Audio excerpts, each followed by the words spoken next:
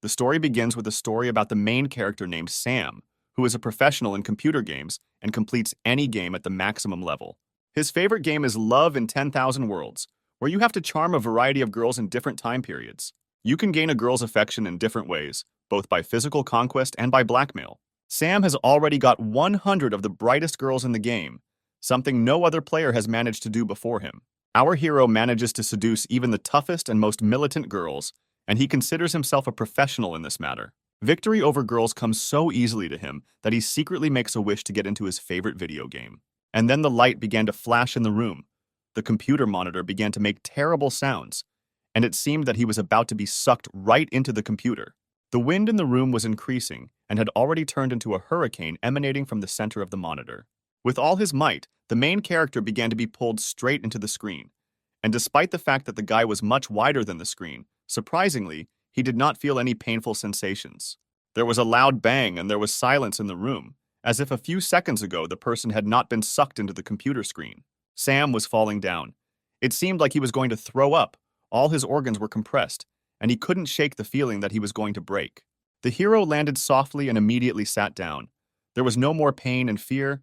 The place in which he was reminiscent of the character creation screen in his favorite game, Love in 10,000 Worlds. He saw a girl in a short white dress that barely covered her underwear. He recognized her as the fairy of 10,000 Worlds. Sam began to very emotionally ask the girl how he could get out of here and if he could withdraw his wish and go home right now. The girl answered the hero that he himself knew everything perfectly well. He just needed to do what he could do best in the online game. The girl also said that our hero's old game account no longer exists, and he will have to go through everything all over again, with a 0 skill level. The hero was very angry and promised that as soon as he got out of here, he would immediately sue the developers of this game. The girl replied that after signing the license agreement, his life was in the hands of the game developers. The hero asked if he was entitled to some kind of ability so that he could complete the game faster. Of course, the creator has prepared 5 abilities for you that correspond to the 5 attributes in the game. Talent helps you gain more abilities to become the strongest.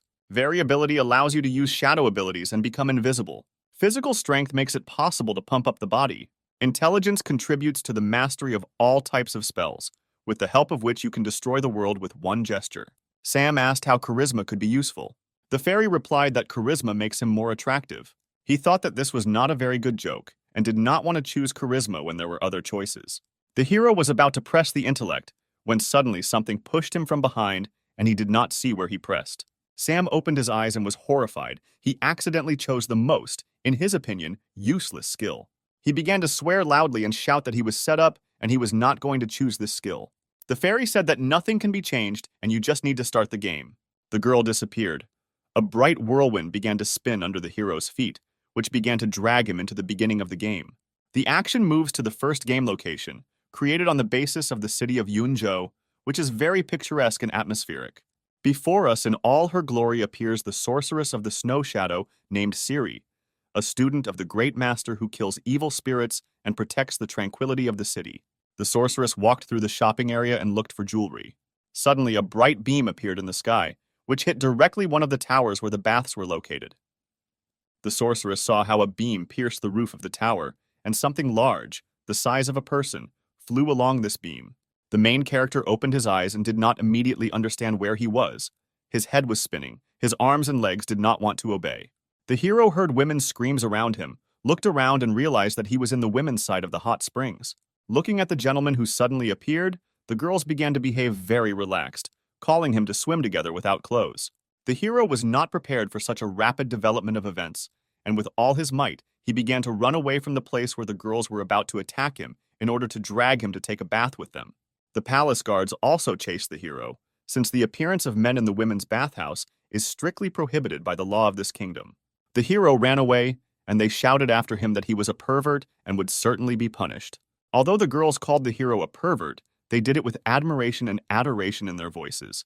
They found him very attractive. The guards continued to search for the unknown pervert. Sam was very angry about a situation that had happened, which he had no control over.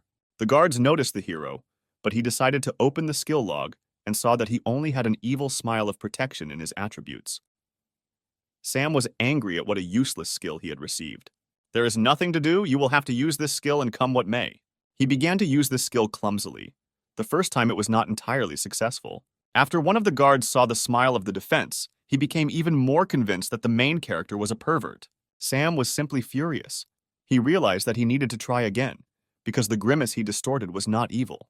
He began to try again the skill of an evil smile of defense. And then the incredible happened. The guard stopped, was confused, and a moment later he was beaming and saying to himself that he had fallen in love with a man for the first time. The guard with a smile on his face said that it was love at first sight. Sam picked up a brick from the ground and swung it into the guard's face. While the guard was falling, the main character told him that he loved girls and was not going to reciprocate the man who just a few minutes ago wanted to bring him to execution. Our charismatic hero was put on the wanted list after attacking a guard. Now he was threatened by even more guards. They opened fire to kill and launched several dozen arrows at the criminal. The hero tried to dodge. It was difficult. One arrow grazed his shoulder and he saw blood splashing across the ground. Sam realizes that he cannot defeat the guards using any skills, and there is only one way out. Run as far as you can, as far as possible.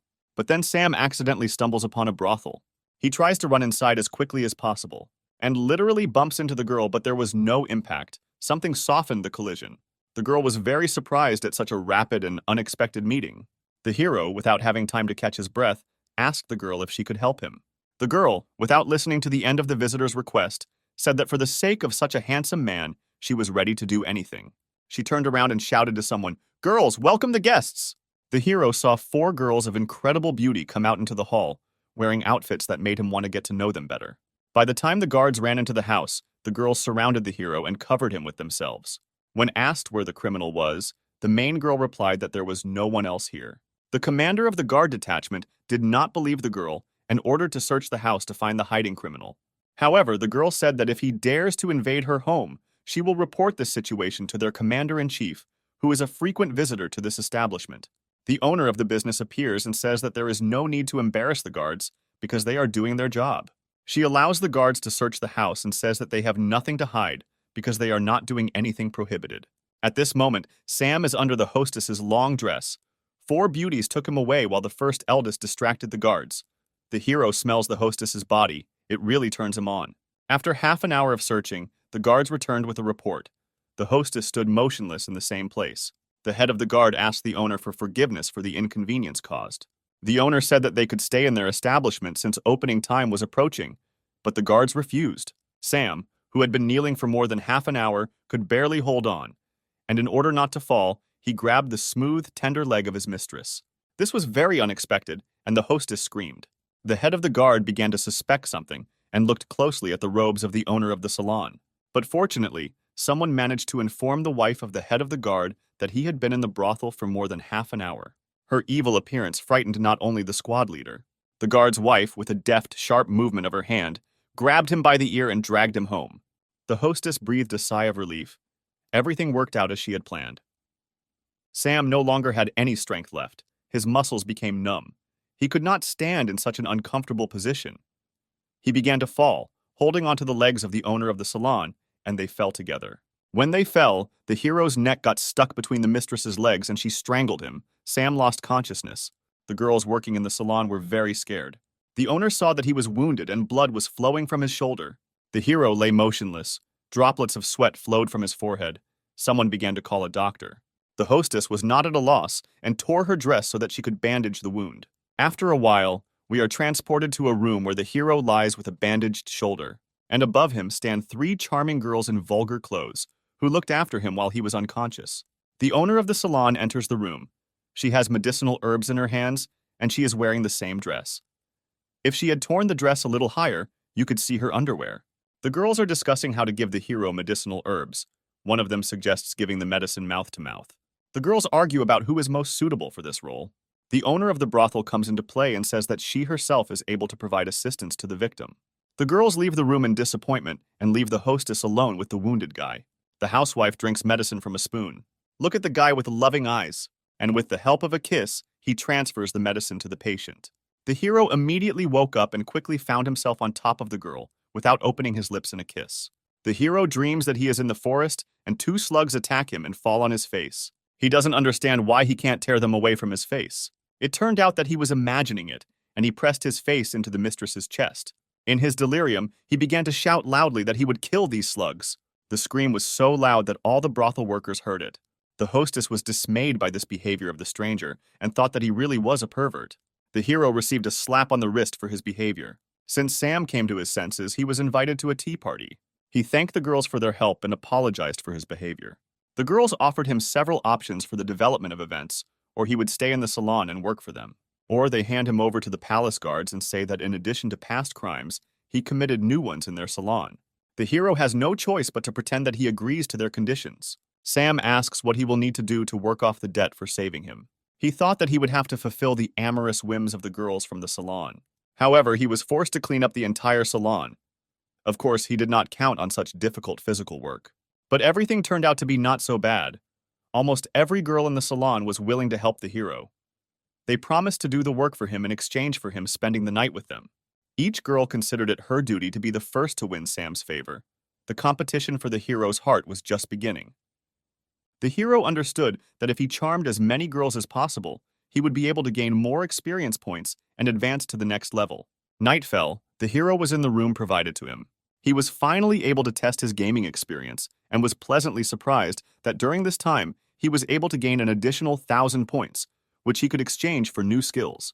Sam saw that it was possible to purchase the Book of 1,000 Wishes, which allows for a multiple increase in experience points if the hero has an intimate relationship with a girl. But there was one big problem. This skill costs 100,000 points. The fairy who accompanied Sam to the game decided to help him because she observed how many difficult trials he had to go through. She made an exception and gave him a 99% discount on skill acquisition for 10 minutes. The hero was incredibly happy about this bonus and decided to take advantage of it. When purchasing the skill, the hero rose into the air. He was enveloped in purple swirls, and he felt a strong blow of wind. Sam glowed both inside and out and felt an incredible surge of energy. The next morning, leaving the room, he began to stumble upon the insanely languid glances of the girls. They literally undressed him with their eyes. The hero heard the girls say that he had become even more attractive than he was yesterday. At this time, there was a visitor named Stone in the salon, who was angry that all the girls stopped paying attention to him and were watching the main character. Sam, feeling a clear superiority over the man, answered him with a grin that there was no one in the room more dazzling than this man. This tone made Stone even angrier and threatened him. The man grabbed the hilt of the sword and asked Sam if he knew who he was talking to. At that very moment, the owner of the salon intervened in the quarrel and asked forgiveness to the gentleman for the new employee. The gentleman realized that the hostess would now be able to make concessions to him and would do whatever he asked if it did not humiliate her dignity. And then he invited her to drink a glass of wine as a sign of reconciliation. But he thought through everything in advance, and in the turmoil he poured a hot heart powder into a glass of wine, which awakens in any girl the desire for intimacy. The lady, suspecting nothing, drank a glass of wine. Stone asked how much it would cost him to spend the night with the owner of the salon, because he really liked her. The hostess replied that she did not sell her body, and that he should no longer dare ask her such questions.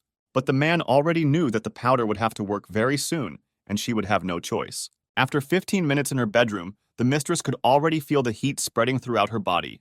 Because of the heat, she began to take off her clothes. At that moment, Sam decided to come in and apologize to the lady for his behavior. The hero began to thank the hostess from the entrance.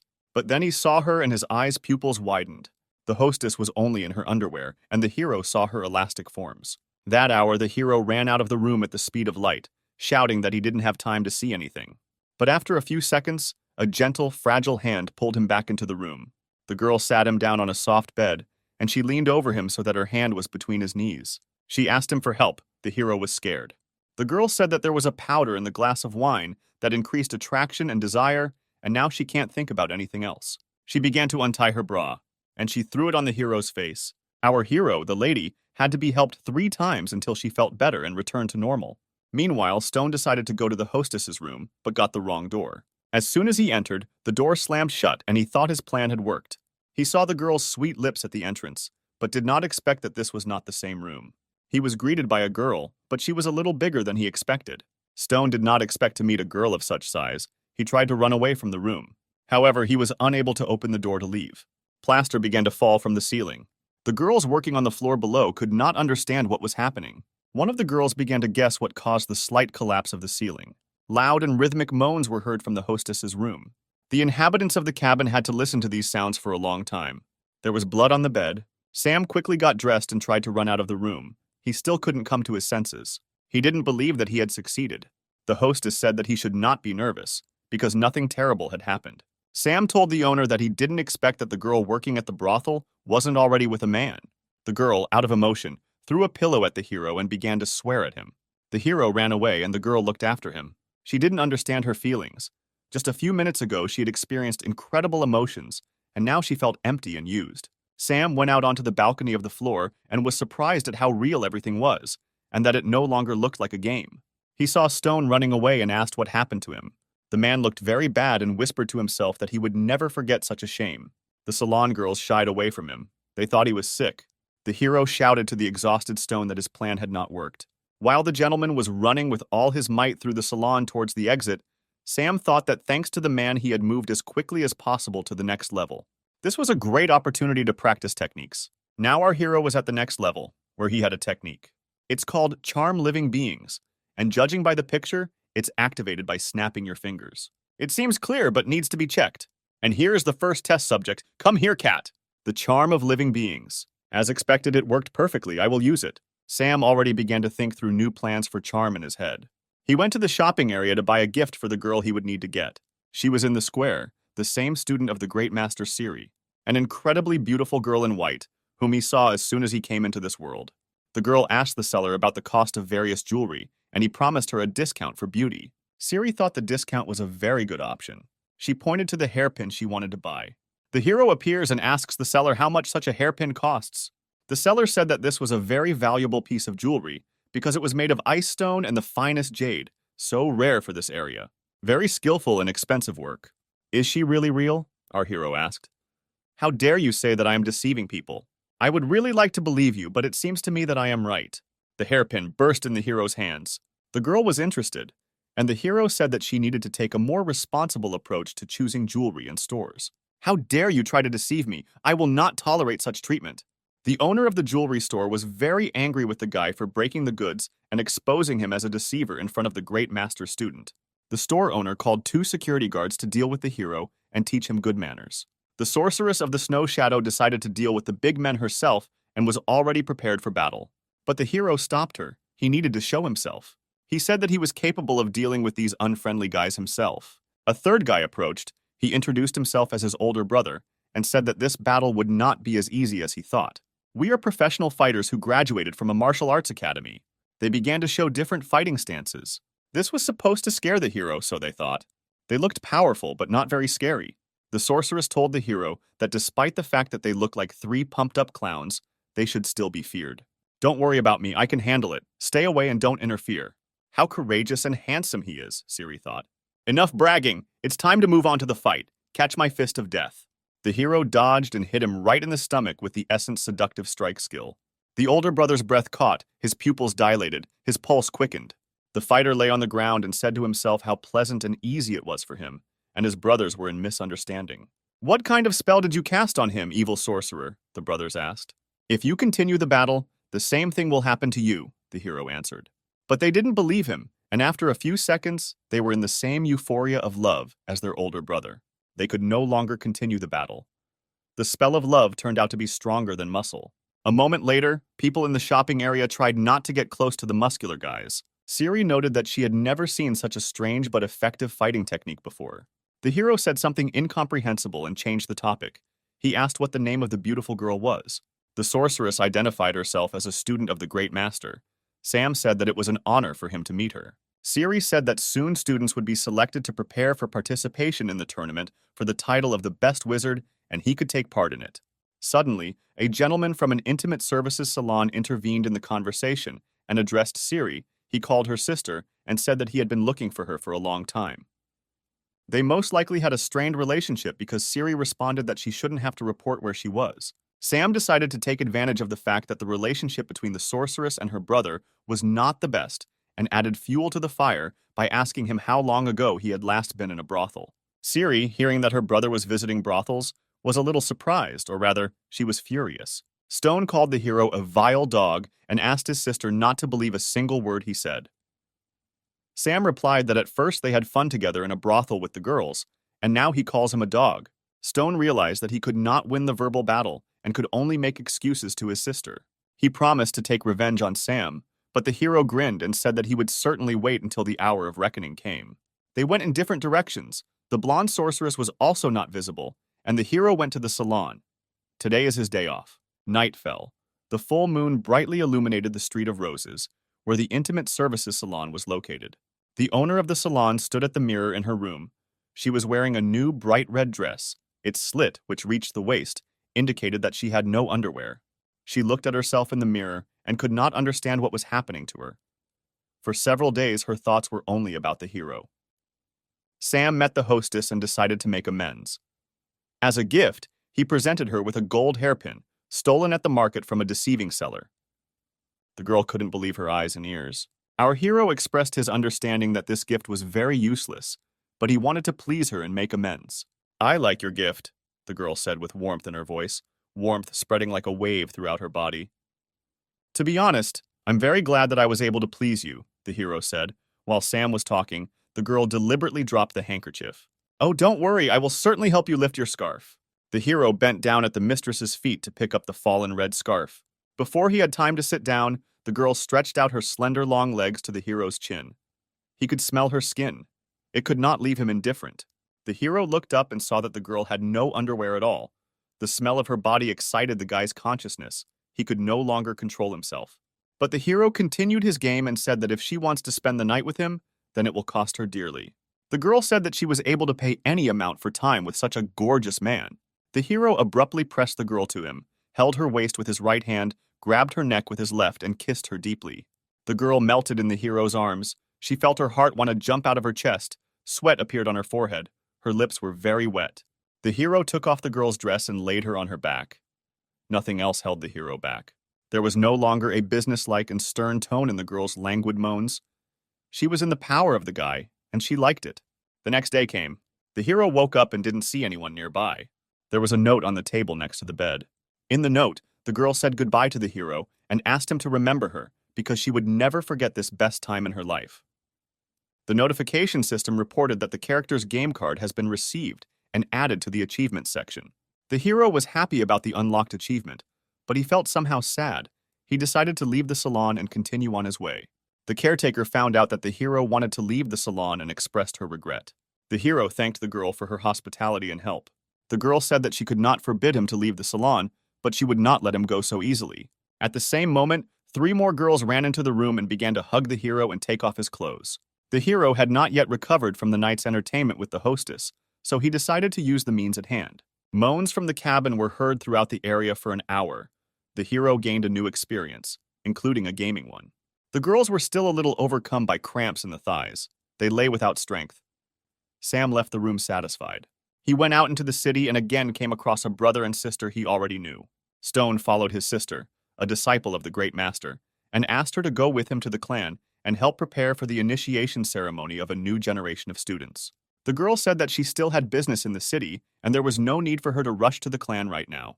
To make the meeting look more natural, he made a surprised face when the sorceress looked in his direction. The hero told the girl that he was just looking for her and was very glad to see her. She asked how she could help him. Sam asked her to take him to the clan to meet the teacher and begin training. "Great," Siri noted. "We were just getting ready for the clan." The girl's brother was confused because she had just said that she was not going to join the clan.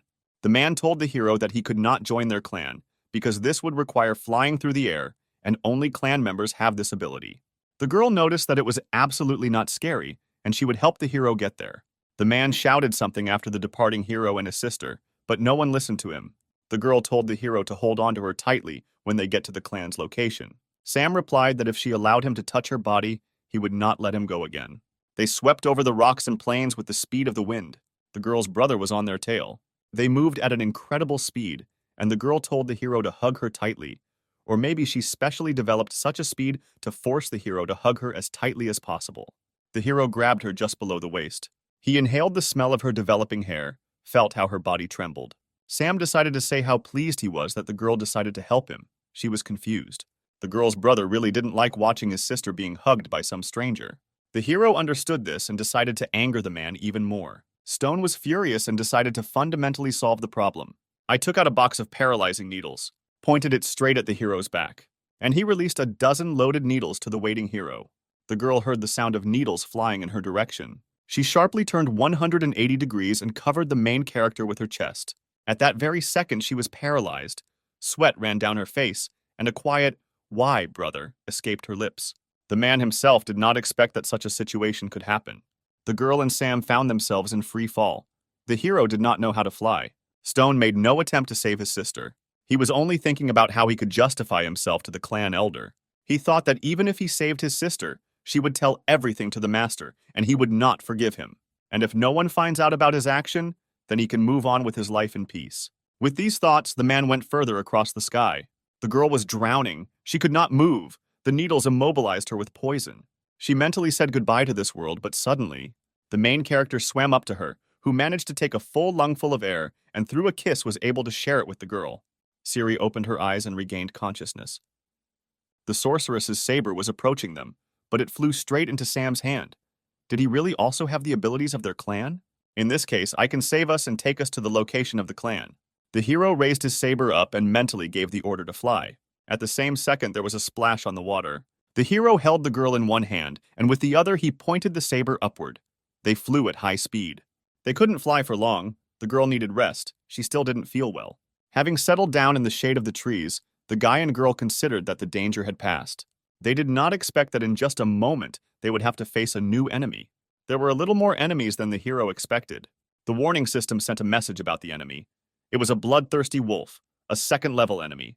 There is no choice, you have to fight, because not only the guy's life is at stake, but also his companions. The enemy was not going to give time to think.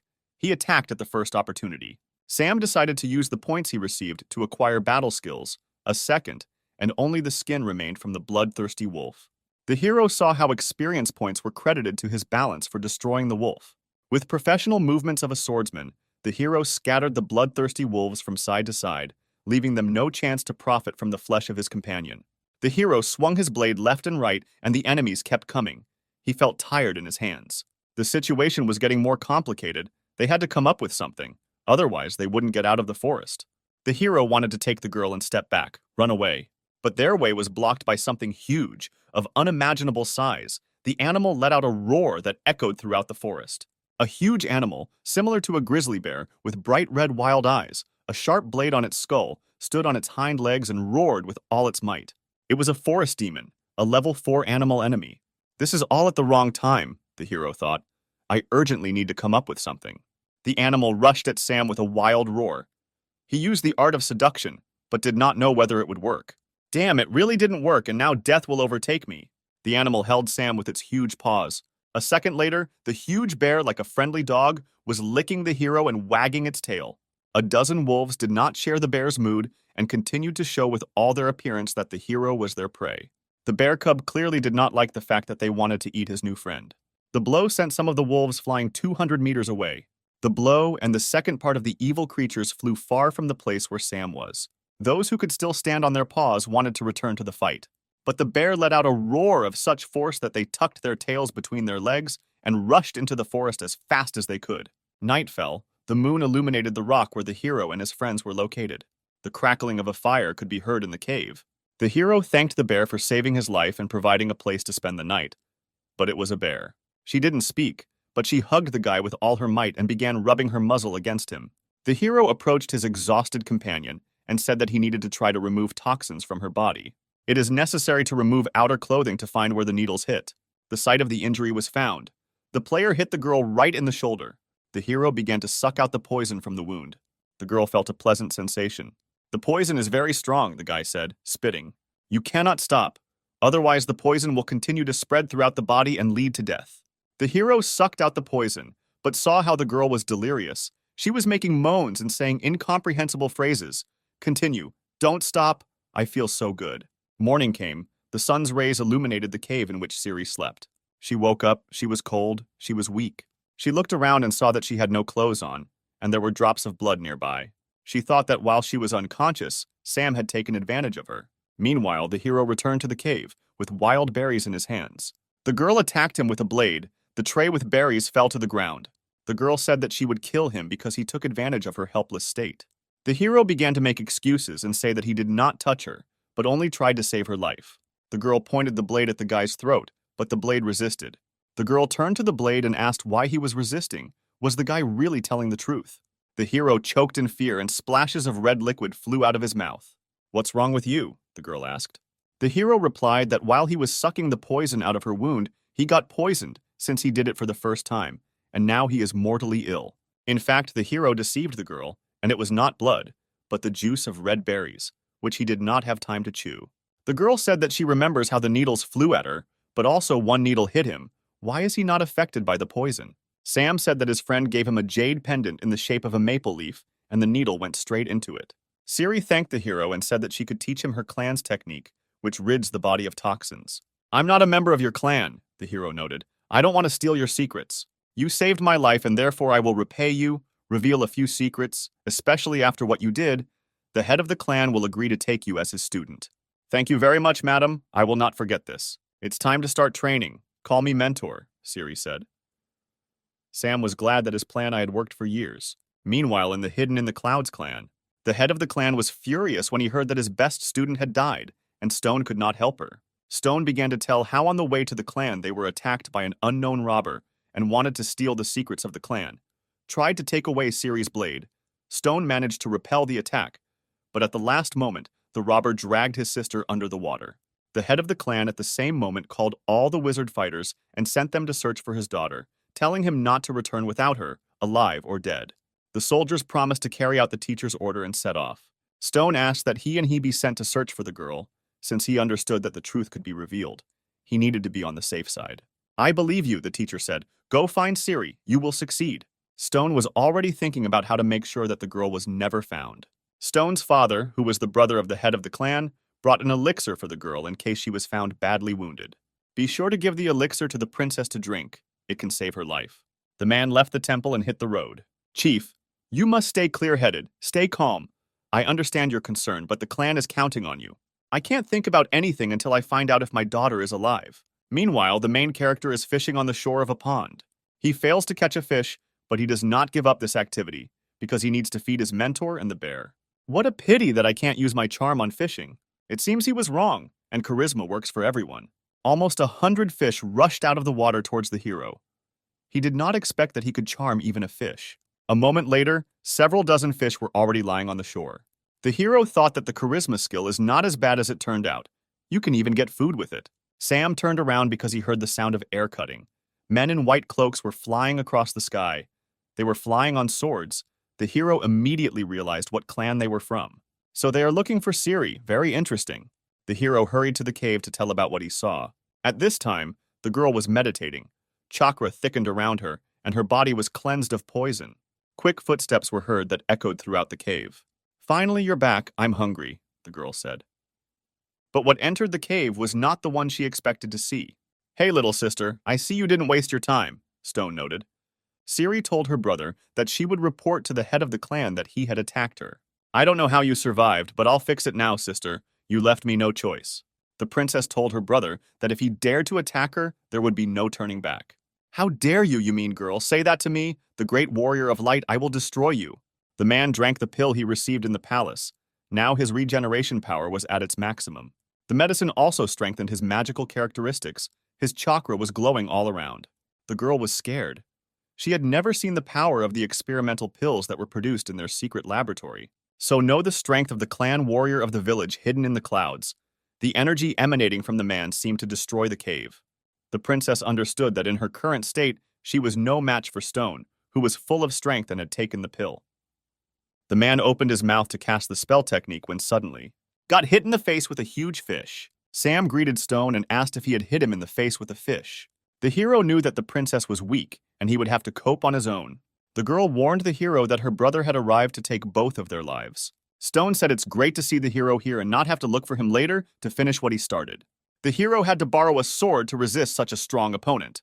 The fight began. The opponents began to quickly approach each other. The crack of swords echoed throughout the cave. No one was about to retreat. The hero managed to dodge, strike back, and wound the man's face. Stone noted that even though Sam is a very good fighter, they are at different levels of combat training. Lightning blade technique. The hero tried to hold back the blow, but it was all in vain. The blast wave threw him back with incredible force. The hero stood on all fours and tried to catch his breath.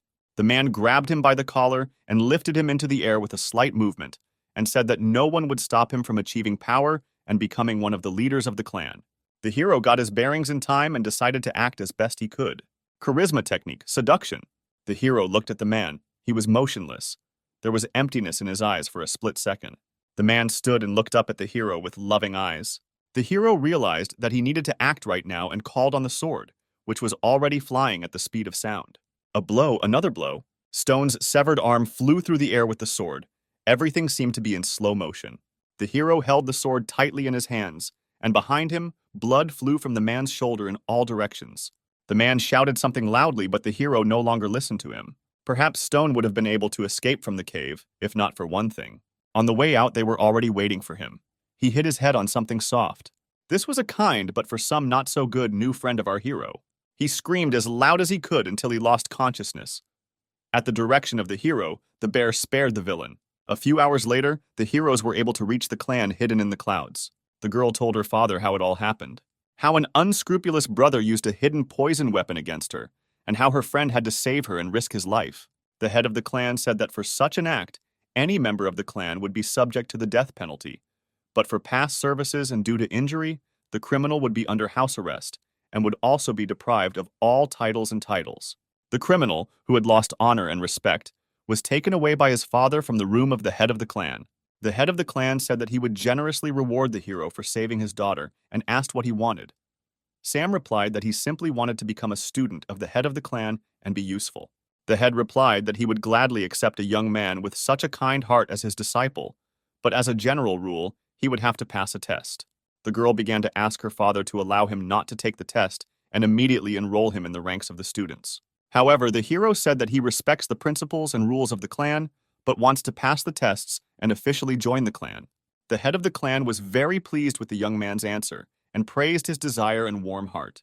In the meantime, the girl decided to give the hero a tour of the clan's possessions. She showed him the very heart of the clan, a magical tree that gives energy to all living things. The girl said that there was no time to admire and she needed to undress as quickly as possible. The hero did not understand what she meant.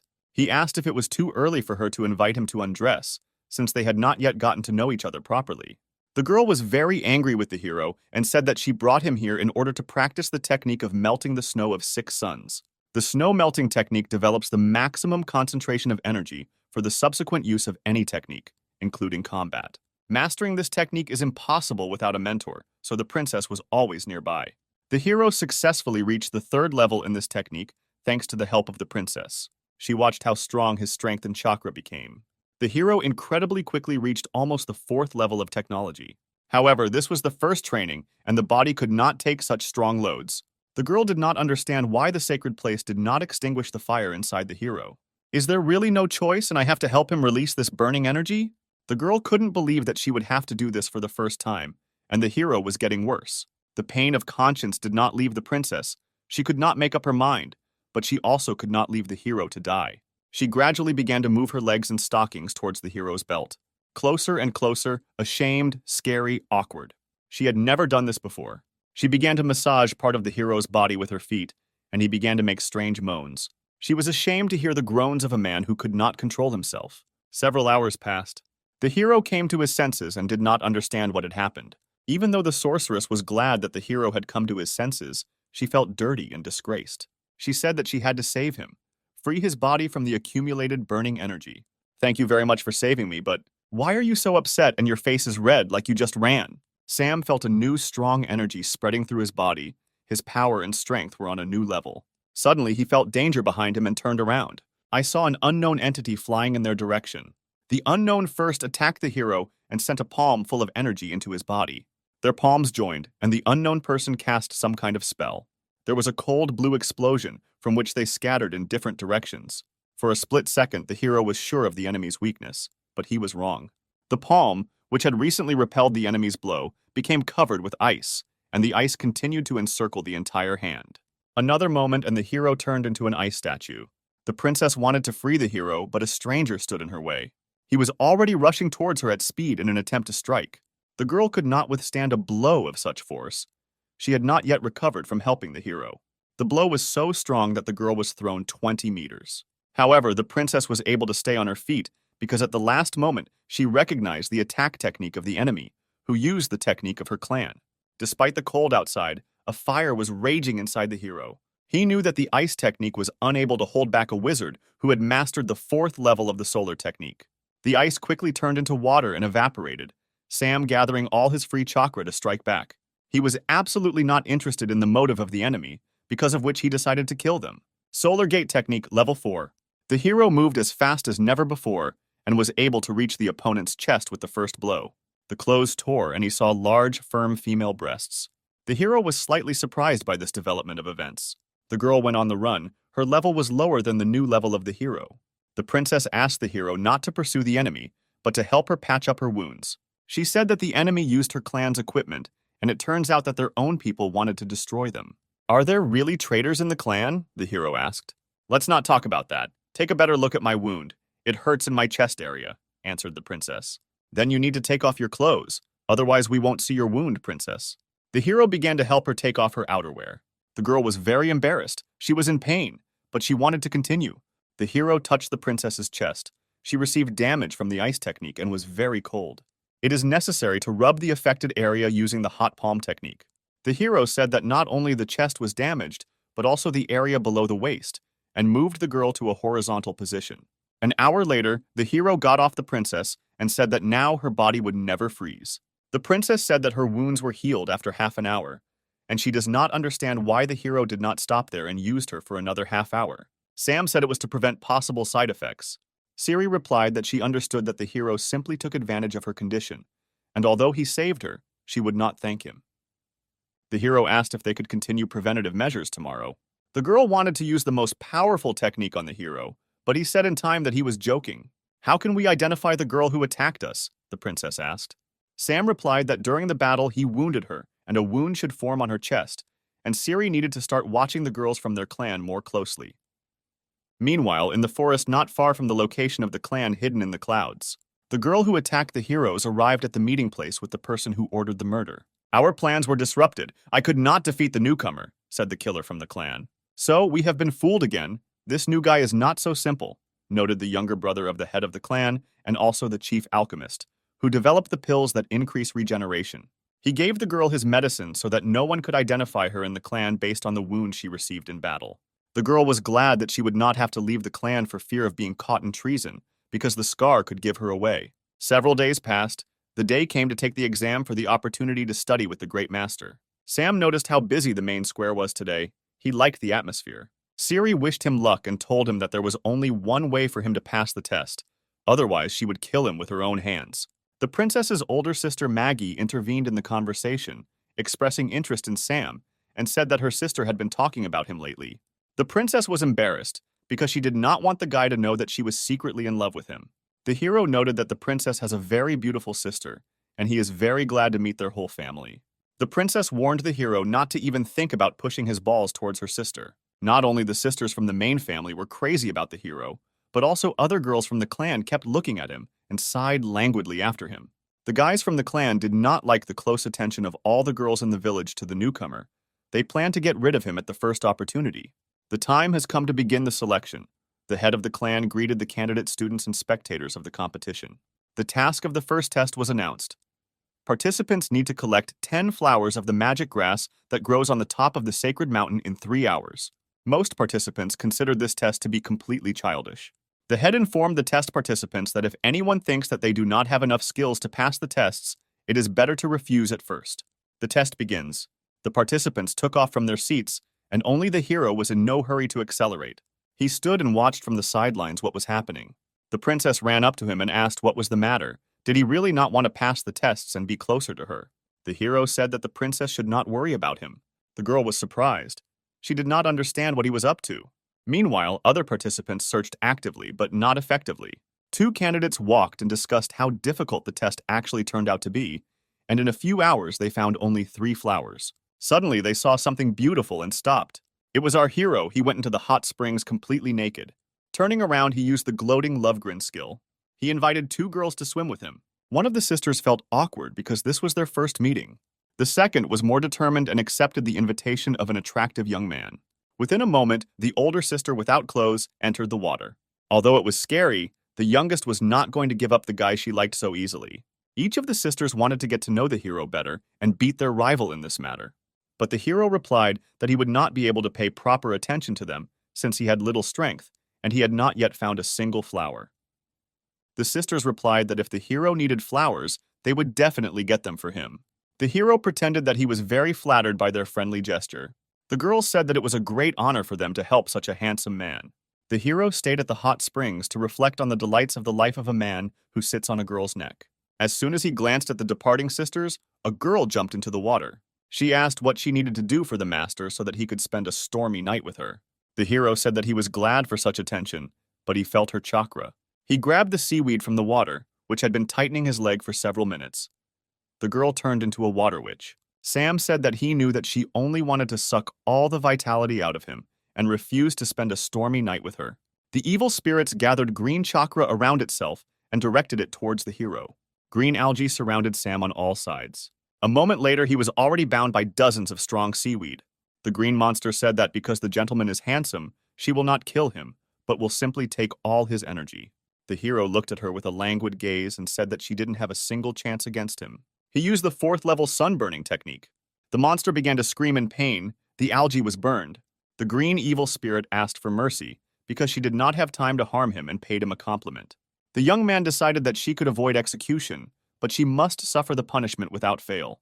The girl gave herself up to the hero and was completely in his power. The groans of evil spirits were heard throughout the area. The guy praised the skills that the evil spirits possessed and wished them correction. The green beauty thanked him and promised to improve if he carried out such educational work with her at least once more. Cries for help were heard in the forest. 2 sisters fell into the trap of a tree demon who was guarding the flowers they needed. The tree demon was a huge oak tree with slits for its eyes and mouth that oozed crazy chakra. He pointed a sharpened branch at his younger sister, which flew straight at her head. The girl has already said goodbye to life and dreams of spending the night with the handsome guy. A moment before the girl's death, using the dragon constellation technique, the hero cut a thick oak branch in one motion. The tree swung its branches from side to side in a rage, destroying everything it touched. The hero said that he would not allow anyone to harm his future sisters.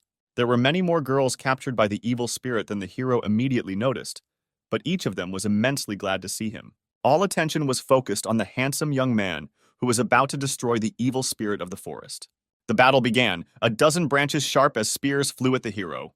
With one blow of his blade, the hero smashed into pieces all the branches aimed at him. However, the wood chips also turned out to be dangerous. The hero began to take the enemy more seriously and monitor his every move. The girls were upset, but mostly because a scratch appeared on the young man's beautiful, perfect face. They could no longer watch how their handsome man was being disfigured, and in a few seconds, they freed themselves from the demonic embrace. The forest watchman was at a loss. The hero watched as the girls used various techniques to deal with the demon. He saw that not far from the battle site, there were the very plants thanks to which he could complete the task. A few minutes later, the demon lay on the ground without moving and looked like an ordinary felled tree. The girls told the dying tree that it was a mistake to hurt the most handsome guy. But the young man was no longer there, and he did not know how the outcome of the fight ended. He continued walking but could only find 6 plants. The sound of air cutting was heard. Again, someone wanted to kill the hero. His quick reaction allowed him to dodge without getting hurt. What was unexpected was the realization that he was attacked by more than just enemies. 4 test participants attacked, who found only 1 plant each and wanted to take away those collected by the hero. Really lucky, Sam thought to himself. The men could not understand why the hero was looking at them with such interest. Level 4 Sunstroke Technique. A moment later, with broken faces, bruises under their eyes, and bumps on their heads, 4 men stood and held out their flowers to the hero. He thanked them for their generosity and set off. The time allotted for the test was almost over. The area was filled with participants. The head of the clan said that the winner of the first stage could immediately become his student. The hero thanked everyone for the opportunity to participate in this test. The princess was very glad to see him returning not empty-handed. The participants continued to admire the handsome man and offered him a room in a women's dormitory. The princess realized that she was not the only one who fell in love with the hero. She did not understand what feelings were overwhelming her. She had never experienced jealousy before. Siri retired to the snowy mountain and thought about him. Sam arrived just in time. She had not yet had time to get angry that he did not share the joy of victory with her. She asked why he didn't have fun with the other girls. "I want to thank you, mentor. Thanks to you, I reached such heights and became part of the clan." The girl said that today is the night of purification, and everyone who has sinned will certainly come to the holy spring, including the girl who attacked them. And when she comes, we will be able to see the scars you left on her body. The hero asked the princess not to risk herself and not try to detain the girl herself. The girls took a bath in the hot spring and said what a pity that their handsome brother was not nearby. The princess looked around, but did not see anyone with a wound on the chest. The hero lay in the room and thought about why the princess had been acting so distant lately. The hero's cotton and pants began to smoke in the groin area. He was scared. Smoke filled the entire room. The caretaker fairy appeared and said that if he was thinking about the princess, then he needed to ask her what was bothering him. "What are you doing here?" asked the hero. The fairy replied that as an observer she can be anywhere, but she cannot influence the plot of the game, and no one can see her except Sam. The hero said that he would like to follow the fairy's advice, but he could not go to the women's bathhouse because he would be kicked out of there. The fairy advised him to transform into a girl and go talk. This plan was distrustful. The fairy advised me to go to the system store and acquire the necessary skill. Indeed, there is such a skill in the system, and you can become a girl without surgery. The hero acquired an illusion spell that went well with his pumped-up charisma. The hero asked why the fairy was telling him if she was forbidden to influence the course of the game. The fairy said to consider this a system hint and enjoy the game. It's very interesting who the hero planned to become. From the initial changes, it was not clear who he was turning into. Long legs, short white dress, white hair, blue eyes, gold bow on the chest. The fairy was very surprised when she saw herself, but not in the mirror. The hero said that he made himself according to the template that was in front of his eyes. But still I changed something. I made my breasts bigger. He looked, and from her dissatisfied expression he realized that everything had gone well. Of course, what girl would like it if we talk about her small breasts? At this time, the princess conducted surveillance at the hot springs, but did not see anyone with a scar. The hero in a female form came to the pond and called the princess. She did not understand what was happening and what the unfamiliar girl wanted from her. Sam revealed his secret and asked to keep the princess's mouth shut. Siri couldn't understand what was happening or how he managed to do it. The hero explained that he did this as a cover and wants to help her catch the criminal. The princess was worried that the hero would see her naked. The princess's elder sister appeared at the springs. She immediately drew attention to the hero in a female guise and complimented him, thinking that this was a real girl. The princess had already begun to tell who was hiding under the guise of a stranger when Sam stopped her. He introduced himself as Tsunade, the daughter of the ruler of the Hidden Leaf Village. The older sister said she was pleased to meet you. Sam said that there were no people living in these parts who did not know the daughters of the main family. Maggie once again complimented our female hero and went off to take a bath. The princess asked why the hero did not let her tell her sister about him, to which Sam replied that she also needed to be checked for scars. The princess said that she would not dare to suspect her sister of plotting against her. Sam noted that he suspected everyone, including her sister, and until he was convinced otherwise, no one needed to know why they were here. "What should I do?" asked the princess. The hero already had an insidious plan. He climbed onto a rock and began shouting that there was a poisonous snake in the pond. A slight panic began, but the hero still hadn't seen anything. He decided to immediately check his older sister and pretended that the snake was swimming in her direction. Sam shouted that the snake had gotten under Maggie's towel and he would save it. The towel was torn off. The hero achieved his goal. He began to closely examine the breasts of his older sister. He did not see any cuts and was upset by this. Maggie continued to scream and kick the water, fearing a snake attack. She held the main character by the head, pressing him to her chest. His pulse became stronger. A notification has arrived that in case of excitement, the spell of illusion will dissipate. The girl stood close to the hero and began to notice something oblong right under the water. She decided that she saw a snake and tried to grab it with her hands, and then Maggie caught her. But she couldn't understand why the snake was so hard to the touch. The hero looked at her in fear, and she held his snake in her hand and squeezed it tightly. Because of the steam at the holy springs, no one except Maggie noticed the transformation of the hero from a beautiful girl into a guy. She shielded him with her body from the girls and told them to quickly run away, since the snake was very dangerous, cunning, and perhaps not alone. The girls decided to listen to their older sister because she was from the main family and they had no reason not to trust her. Maggie asked Sam to explain what was happening here and what kind of tricks he was doing here. Sam replied that he could not concentrate on the story while his sister Maggie was standing in front of him without clothes. A little later, two princesses and Sam were sitting in the gazebo, who explained to the eldest of them that they were trying to find the killer in this way. The detectives were very embarrassed to say that they suspected Maggie of such things. Maggie invited Sam to examine her breasts, feel them, and check them in any other way he wanted. Sam liked the idea and was already thinking about how he would check his older sister's body. But at that moment, the younger sister slammed her fist into his impudent, satisfied face with all her might. Maggie didn't know whether she liked this situation or not. On the one hand, she liked Sam, but on the other hand, her sister also liked him. The younger sister refused to help the older sister and decided to deal with the pervert herself. Maggie said goodbye and said that they needed to deal with the attack as soon as possible and find the killer who attacked them at the sacred place of concentration of energy. Having thanked the sister for her participation and excitement, the heroes were left alone. Meanwhile, in the laboratory of the brother of the clan head, a meeting with the killer takes place. It turns out to be Maggie, who says that she is already suspected and now she won't be able to hide for long. The head's brother replies that in a few days he will refine the divine pill and become the strongest person in this mortal world. Maggie says that the divine pill is strictly prohibited by law, and if anyone finds out, they will face the death penalty. The man replies that he is not afraid of anything and asks Maggie to simply delay the heroes so that they do not get in the way. The man says that he now has only one goal: to avenge his son, who was crippled due to the fault of his younger sister and her arrogant friend. Events take us to the area of the hidden cloud, where the main master demonstrates the training of his new student. Sam demonstrated the skill level 5 Scorching Sun Palm. He smashed a huge block of ice standing in the center of the square into smithereens. The impact was so hot that not even drops of water remained from the ice block. Everything evaporated in a split second. The master praised the student for mastering the 5th level of technology so quickly.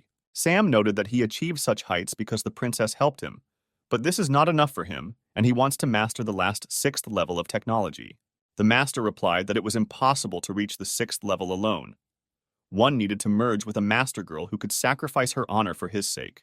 The hero did not believe that in order to master the technique he needed to copulate while training with a girl. The master said that during the ritual, the girl must lose her virginity with the hero. But will he be able to find such a girl?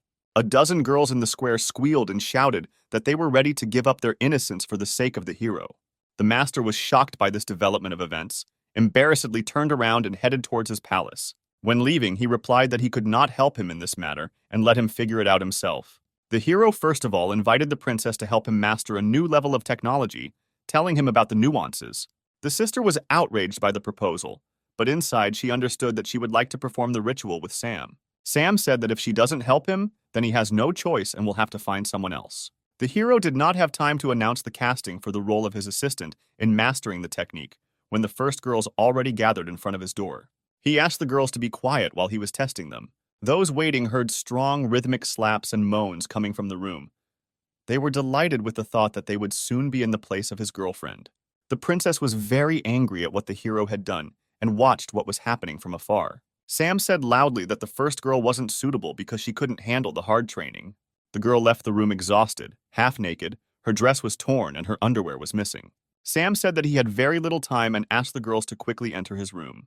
An hour later, the princess could not stand her jealousy and burst into the main character's room. In the room, sweaty, half-naked girls were lying on the floor and breathing very heavily. Princess Siri burst into the room and started yelling at Sam for using his sister mentors. Sam knew that sooner or later the princess would visit his room. She was taken by surprise that the hero was expecting her arrival. Sam said that he considers Princess Siri to be the right mentor with whom he wants to increase his level of Scorching Sun technique. Siri did not know what to answer to the young master and asked what he was doing here with the sister mentors for more than an hour. Sam said that now he will show her if she is not afraid and will help him become the master of the 6 solar paths. A moment later, Siri was lying on the bed, sighing heavily and clutching the sheet with all her might. The princess's moans were heard throughout the entire floor, but only a small part of the girls understood what was happening in the room. Sam gave the princess a magical foot massage, which made her experience an incredibly intense emotional upsurge. She didn't expect that a foot massage could bring so much pleasure. She couldn't breathe. She wriggled on the bed like a snake. It seemed that she was having convulsions, but she did not tell the hero to stop. Sam replied that he liked her body's reaction the most, and she was able to hold out longer than the others. Maggie watched what was happening from the street. She understood that if they continued training together, even her uncle's pill would not help. Having learned about the joint training of the princess and the upstart who ruined his son's career, the uncle was confused. He gave Maggie a poison that stops the development of any spiritual techniques and told her to sprinkle it on her opponents. Maggie asked why not just poison them, to which her uncle remarked that he wanted to kill them in the most terrible way. The uncle said that before he died, Sam wanted to see how his son took Princess Siri as his wife. Princess Maggie was overcome by strange feelings. She didn't know if she was going on the right path. Meanwhile, the heroes devoted all their free time to training. The princess stopped and said that Sam should have already mastered the 6th level technique. She raised her head, looked at him, and couldn't believe her eyes. The hero's hair became white and gave off a silvery appearance. There was a knock at the door. The older sister wanted to enter their room. Sam was very wary. He still didn't know who the killer was, and Maggie remained suspicious. The younger sister left the room and asked the older sister why she had come. The eldest replied that she knew how tired they were during training and brought them chicken soup to replenish their strength. Seeing Sam's white and silver hair, Maggie opened her mouth and couldn't believe her eyes. Sister Siri thanked Maggie for her concern and the chicken soup, which had a very pleasant smell. Maggie said that the soup should be eaten as quickly as possible before it gets cold. Sam said that they couldn't eat the soup because they didn't know if it was poisonous. Maggie pretended to be very upset that Sam still didn't trust her. The hero took out sunglasses, pretended to be a tough guy, and said that he knew who attacked them, and it was Sister Maggie. The sister began to make excuses and say that they had checked her for a scar that she did not have. The younger sister began to stand up for Maggie and say that she had known her all her life, and she could not betray her. It is unknown how you managed to get rid of the wound, but you still miscalculated when you talked to us. In that conversation, I only talked about the wound, but didn't say a word about where the attack took place. And then Maggie remembered how, when leaving, she said that they needed to deal with the attack as quickly as possible and find the killer who attacked them at a sacred place where energy was concentrated. It was just my guess. You can't judge me just based on this phrase. Sam quickly got his bearings and invited Maggie to eat a bowl of her own soup to prove her innocence. Sister Maggie realized that she was taken by surprise and needed to drink the soup because it only contained powder that dissipated power and not poison. She drank a cup of soup with shaking hands, hoping that she had not been deceived. The hero was a little confused, but still did not believe Maggie. He believed that she drank the antidote in advance. Siri, so as not to offend her sister, quickly drank a bowl of soup. Sam didn't know what to do, because he knew that something was wrong with the soup, he yelled at the princess. But it was too late. The powder was absorbed into the blood. My head was spinning. My body was burning from the inside. The elder sister, too, could barely stand on her feet and cursed her uncle, who had deceived her. Meanwhile, the brother of the clan head was waiting for the powder that burns from the inside to take effect. The man told his son that he was doing everything for his sake, for his happiness. The traitorous brother had been sitting for several weeks and smiling, delirious. His father thought that he had lost his mind. At this time, the divine pill was being prepared. But to complete the preparation, a guide was needed, the heart of a loved one. The father decided to take the heart of his son, who was now useless, and took out a blade to strike. But before he could turn around, dozens of needles with immobilizing poison pierced his back. The man could not believe that he had been deceived by his own son, because of whom he came up with a plan for revenge. The son admitted that he had been waiting for this moment for a very long time, constantly pretending to be sick and crazy in order to learn more about the pill. The father, lying on the floor, asked to spare him, but the son was only interested in the divine pill. The son was mad and did not hear anything. He wanted to tear out his father's heart to complete the ritual. Meanwhile, the princess's 2 sisters were burning from the inside, and their fire could only be extinguished by merging with a man. The hero understood that what was happening was what he had already seen in the battle against his traitorous brother. The girls surrounded Sam and breathed heavily into his neck, hugging his waist. The younger sister asked to save the older one, because it was not her fault that she was deceived. And the eldest asked to save the younger one first, since she would not be able to live if through her fault she died. The girls did not wait for the hero's consent and took off their dresses, leaving them in underwear and stockings. Sam had to save both sisters at the same time. He had never had such experience, but he liked it. Sam increased his level and gained a new skill, Fascinating Mirage, which can stop high-level opponents. The younger sister thanked the hero for his generosity and salvation. The elder sister was very ashamed that he saved her, although she tried to kill him. The hero lay exhausted on the bed, unable to get dressed. Maggie said that she agreed to become her uncle's assistant because she was jealous of Siri, but she was very sorry and asked for forgiveness. Siri said she was willing to forgive Maggie if she promised to improve. Maggie asked that, as punishment for his misdeed, Sam would use her as his slave for a long time and do whatever he wanted. Siri got angry and said that now is not the time for jokes because the enemy is not asleep.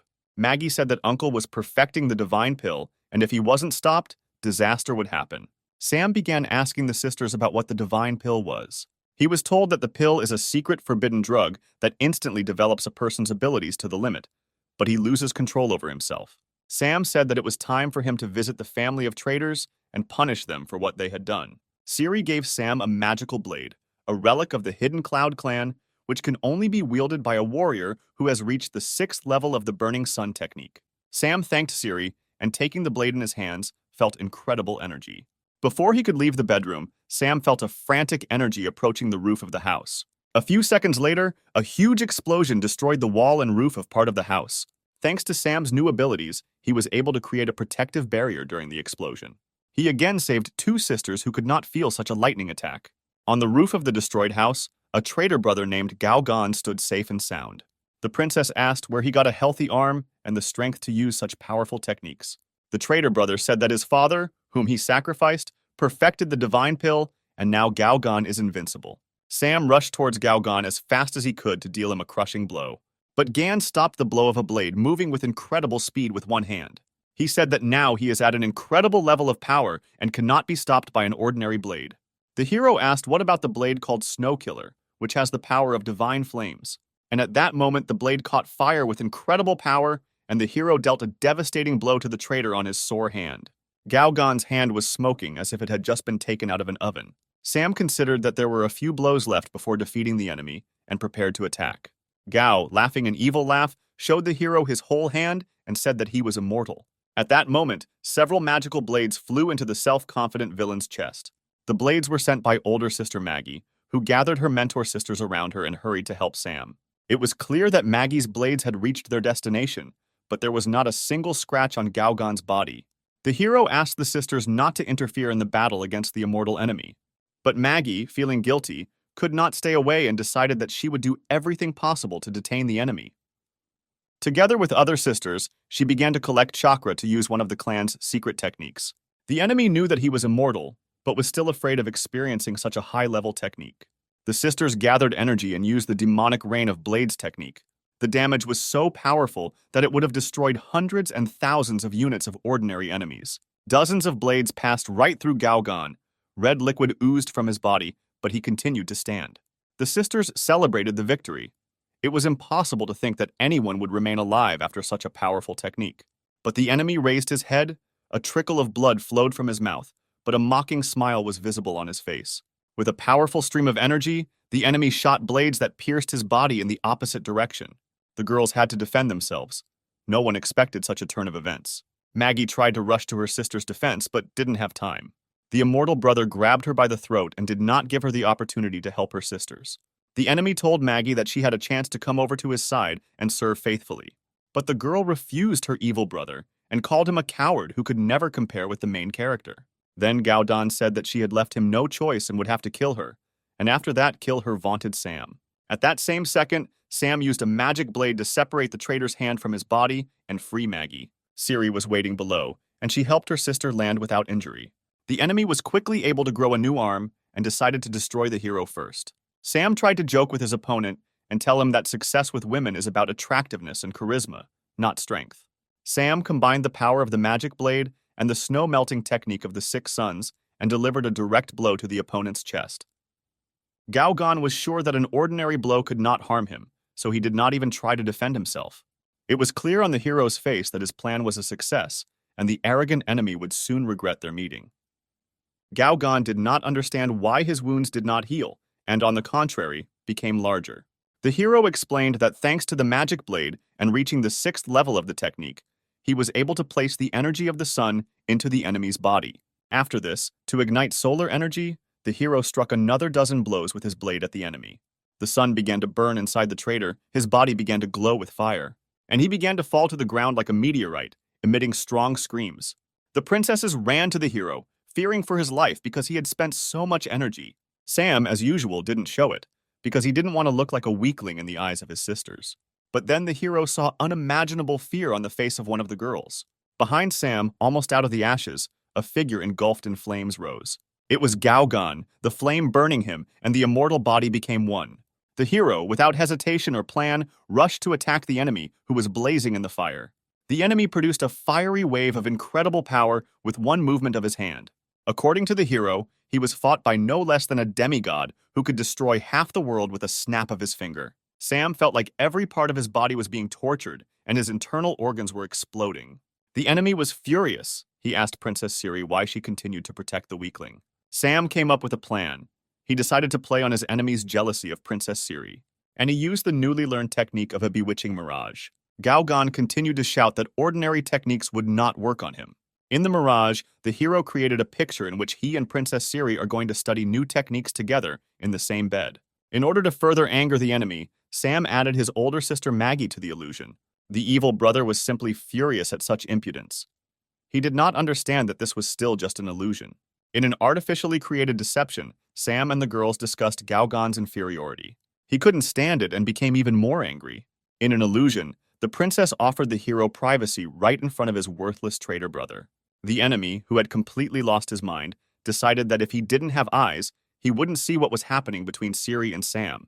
Gaodan tore out his eyes, but the illusion still did not stop, and he saw what he feared most in the world. The princess asked why the traitor tore out his eyes and did not restore them. Sam replied that he created an illusion that the enemy did not want to see. The princess asked what it was, but the hero could not answer anything intelligibly. Gaogan continued to have an unpleasant dream and muttered something about Siri licking some places.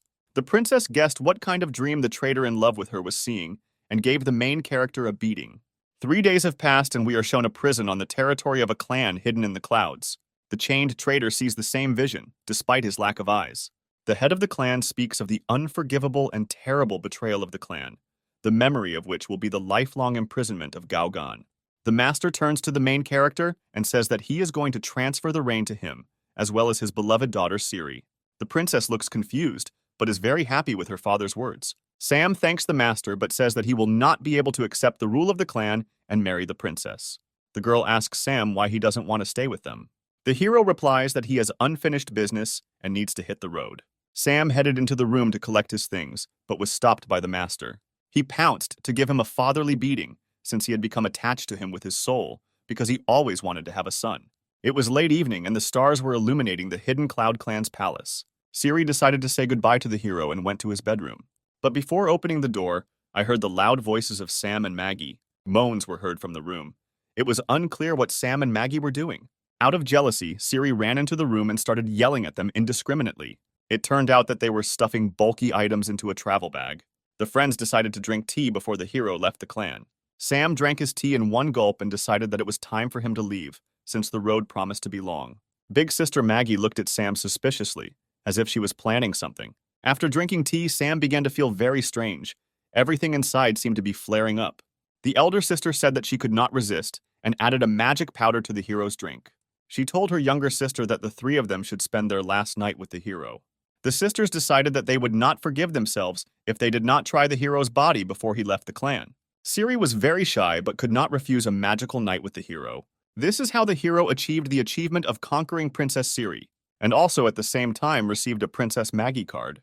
In the morning, the girls woke up, but did not find Sam in their bed. They were very sorry to part with Sam, because he had become the closest person to them. The girls promised themselves that if they met him at least once again, they would never let him go. Meanwhile, the hero was on the playing field and watched the girls from the side. He was a little sad. The game fairy told him not to be upset, because this is not the last breakup in his game profile. The hero did not admit that he had become attached to the girls, and was sad to realize that this round was over. The fairy said that he had earned a lot of points and could try out new features of the system. She told the hero that the place where he is can be arranged to suit his wishes. Sam replied that he would not waste precious experience points on furnishing a room that he rarely visited. The fairy said that the place could be equipped with forges to improve equipment, a botanical garden for growing useful plants and other useful things.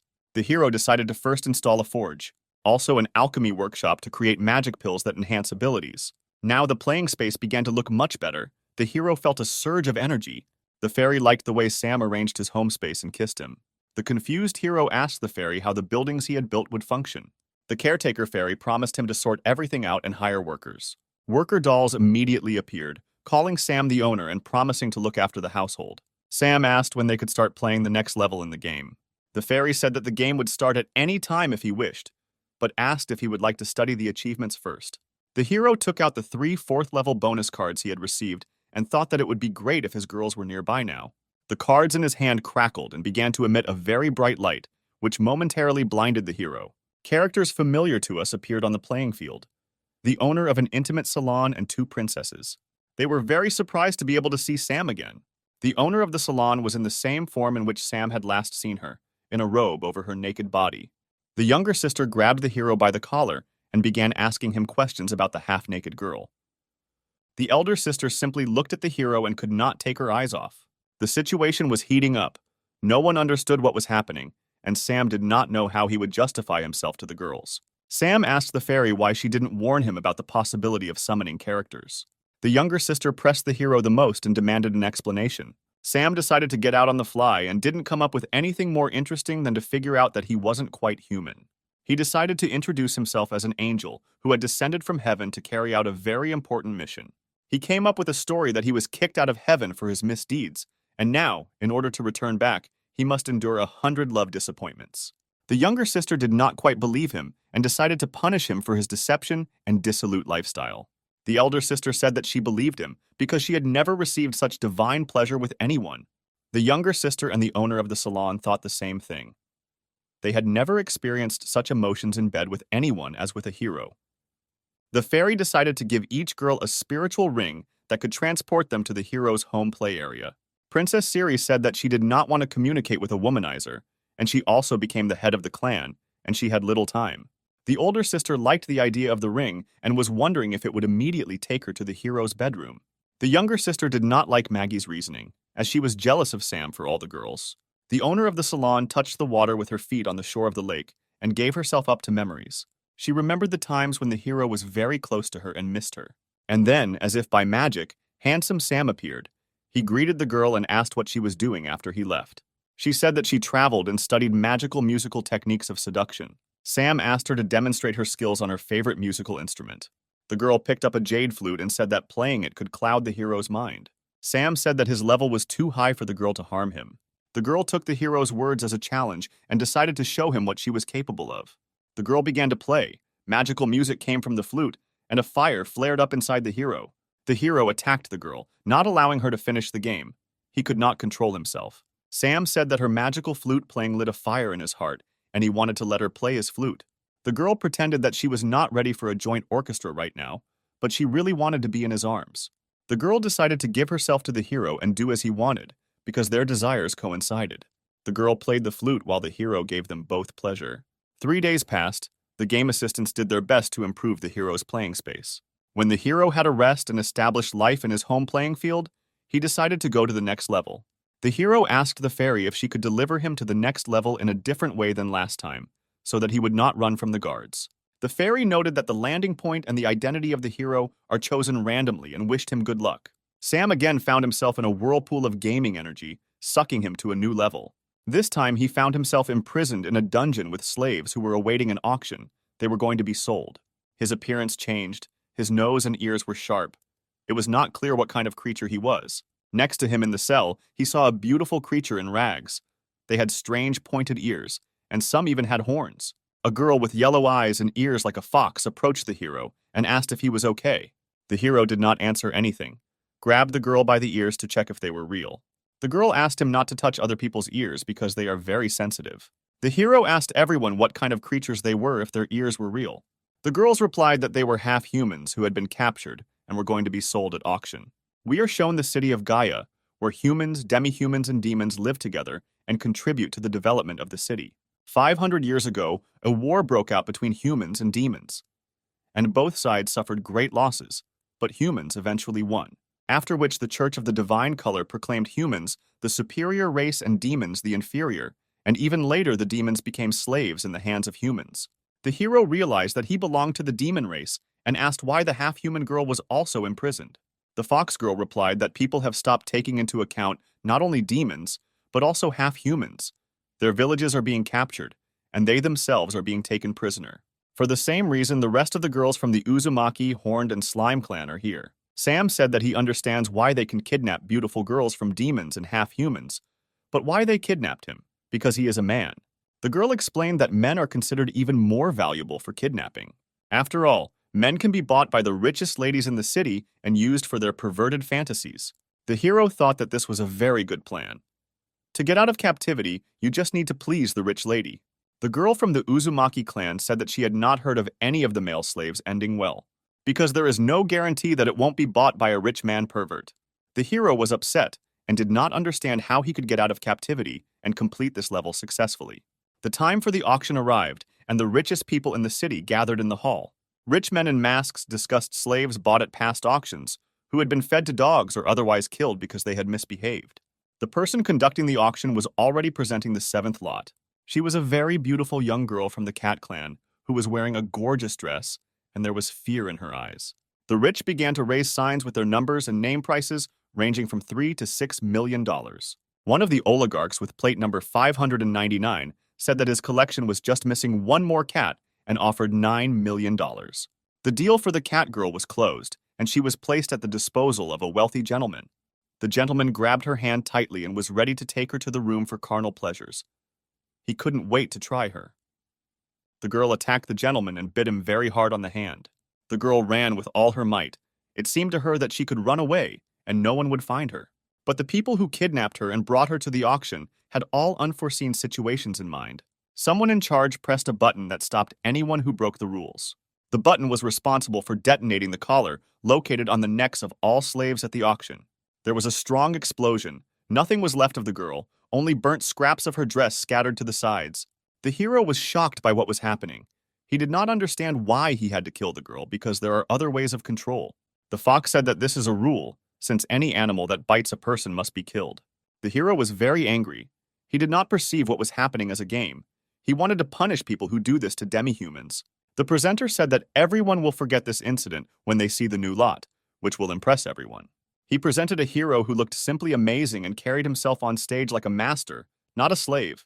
The rich girls could not contain their emotions. They were ready to do anything to get Sam as their slave. Sam said that if anyone wanted to buy it, they would have to buy 4 more half-human girls standing behind the scenes. The host asked how the slave dared to set his conditions, but the main character told him to shut his dirty mouth. The hero was very serious, and the presenter could not say anything to him in response. Using a charm technique, Sam said that he was going to serve well the gentleman who would buy him and his 3 girlfriends. The start of trading began at $70 million and in a few seconds reached $85 million. A mustachioed man in a mask looked indignant, seeing how everyone was fighting over the product. But then he jumped up sharply and shouted that from today on, he liked men and was ready to pay $150 million. A rich, beautiful lady in a short skirt intervened in the game and made a bet of $500 million. The girls were surprised by such generosity, but were upset that they did not have enough money to take such a beautiful slave. The presenter said that in this case, all 5 slaves become the property of Mistress Ginevra. The hero himself was shocked that they were willing to pay such a high price for a half-human of his race.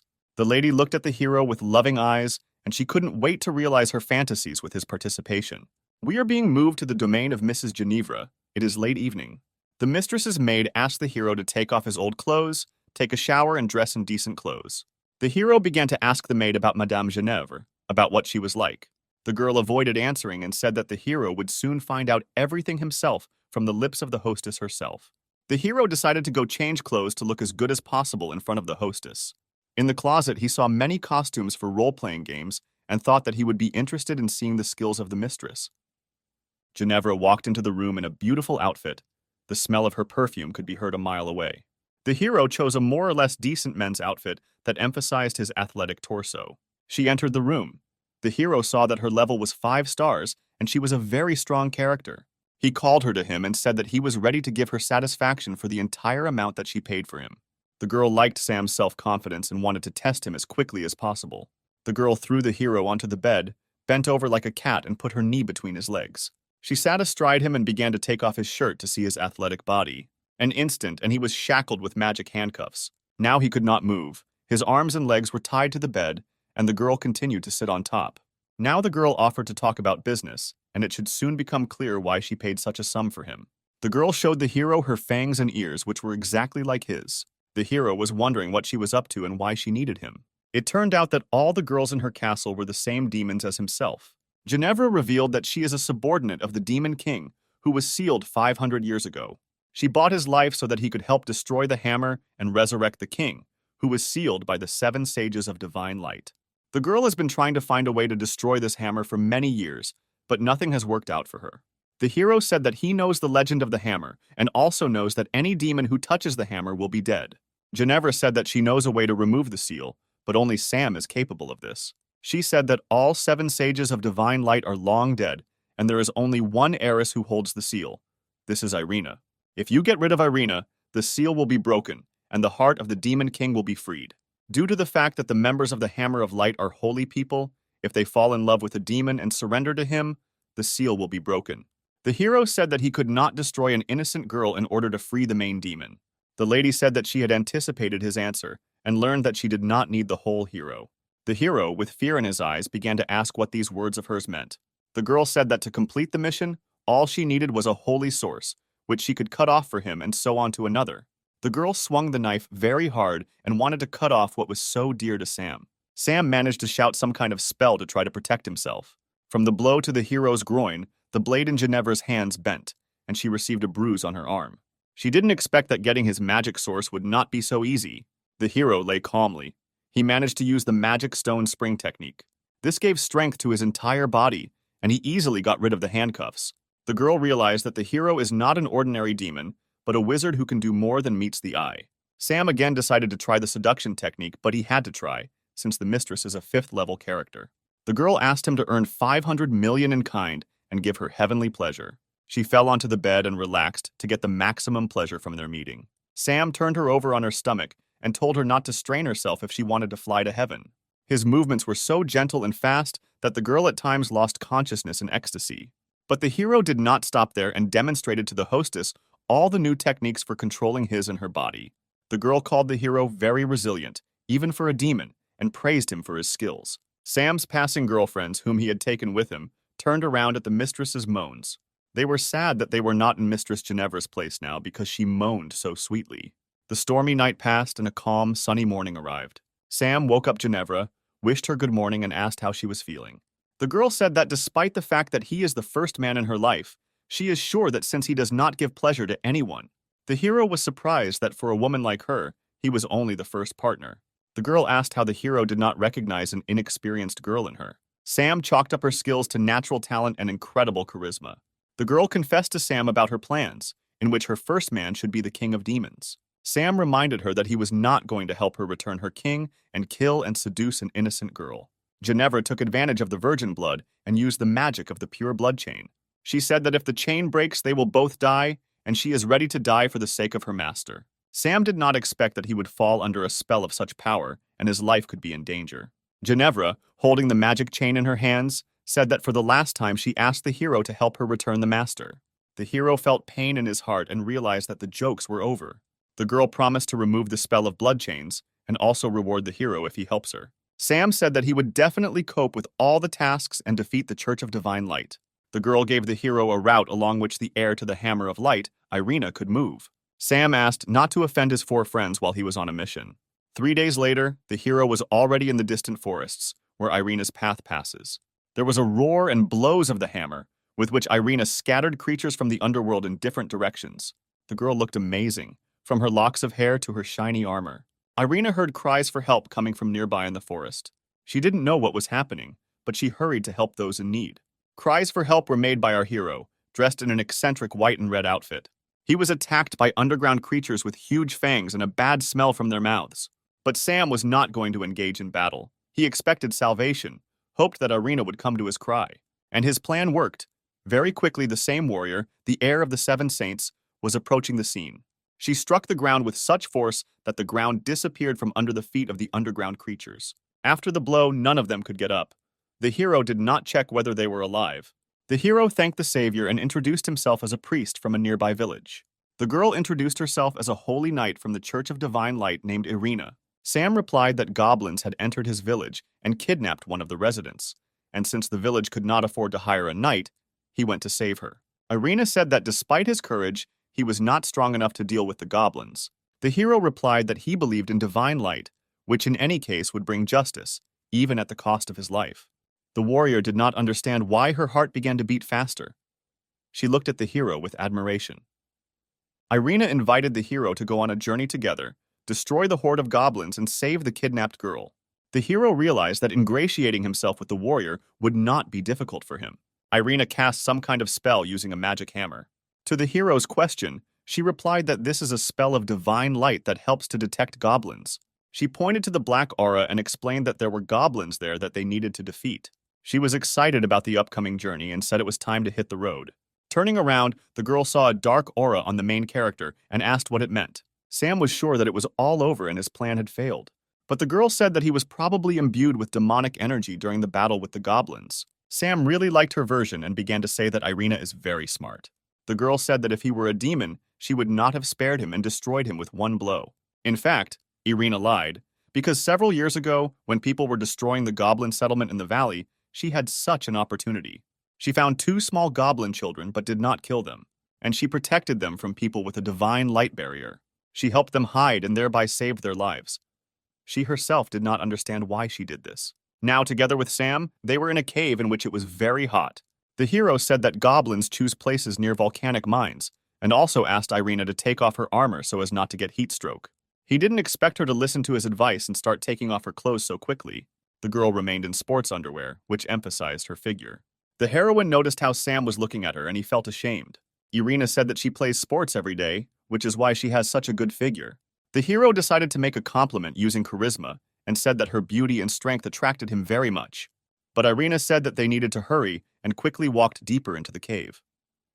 Sam heard the ground crunch under Irina's feet and tried to stop her. But it was too late, and the warrior was already falling down into a deep hole. Having landed, Irina examined herself and realized that she was not injured. But I noticed that I stepped with my hands and feet into something dirty and disgusting. The hero shouted that this was slimy acid, and that he urgently needed to get out before the body dissolved in it. Irina was very frightened. The liquid burned her skin and dissolved her clothes. The warrior Irina's sports stockings also began to dissolve. The hero tried to give his hand to the girl in order to save her and pull her out of the pit of poison. He succeeded, but the girl still had poisonous mucus on her, corroding her delicate skin. Irina tried to cleanse her skin using the divine light technique, but it didn't work out for her, and she thought that now she wouldn't be able to wear such revealing outfits, since her skin would be ruined. The hero said that magic is powerless here, and we need to turn to folk methods. The hero was ashamed to admit what kind of method this was. Irina had no time for embarrassment, because a few more minutes and her skin would not remain its former beauty. Then the hero sat her down on the ground and took her long, gorgeous leg closer to him. The girl did not fully understand what he was going to do to help her. The hero was worried, but could not allow the girl to be harmed. The hero began to lick her foot, each toe separately. He moved higher and higher, and the girl squirmed in his strong arms. The hero continued to use his tongue. Irina could not restrain her emotions and control her body. The girl asked him to be gentle and said that she had never been with a man before. The hero received a new achievement that made his tongue so dexterous that it could be used to knit a sweater. An hour later, the heroes completed their rescue operation, and Sam gave his outerwear to Irina. Irina was pleased to smell Sam's clothes, but she still felt weak. They moved further into the cave, Sam helping her go. Meanwhile, a fragile girl with a beautiful figure was lying tied up on the floor of the cave. The goblins looked at her, licking their lips. They dreamed of tasting fresh human meat. There was a strong blow of the mace on the ground, and the goblin was carried away by the blast wave. An angry woman appeared, screaming and asking the goblins why they had brought the girl if she ordered the abduction of strong men. One of the goblins pointed to a man in a cage, to which the woman stated that strong and fat are 2 different things, and with such men, she would not be able to create strong offspring. She was shown a half-human with a bull's face, and she replied that this was not the race she needed. They pointed to the man. She said he was too old and weak. The woman heard footsteps in the cave. This attracted her attention. The heroes showed up, and Irina told Sam that they were in the Goblin Queen's lair.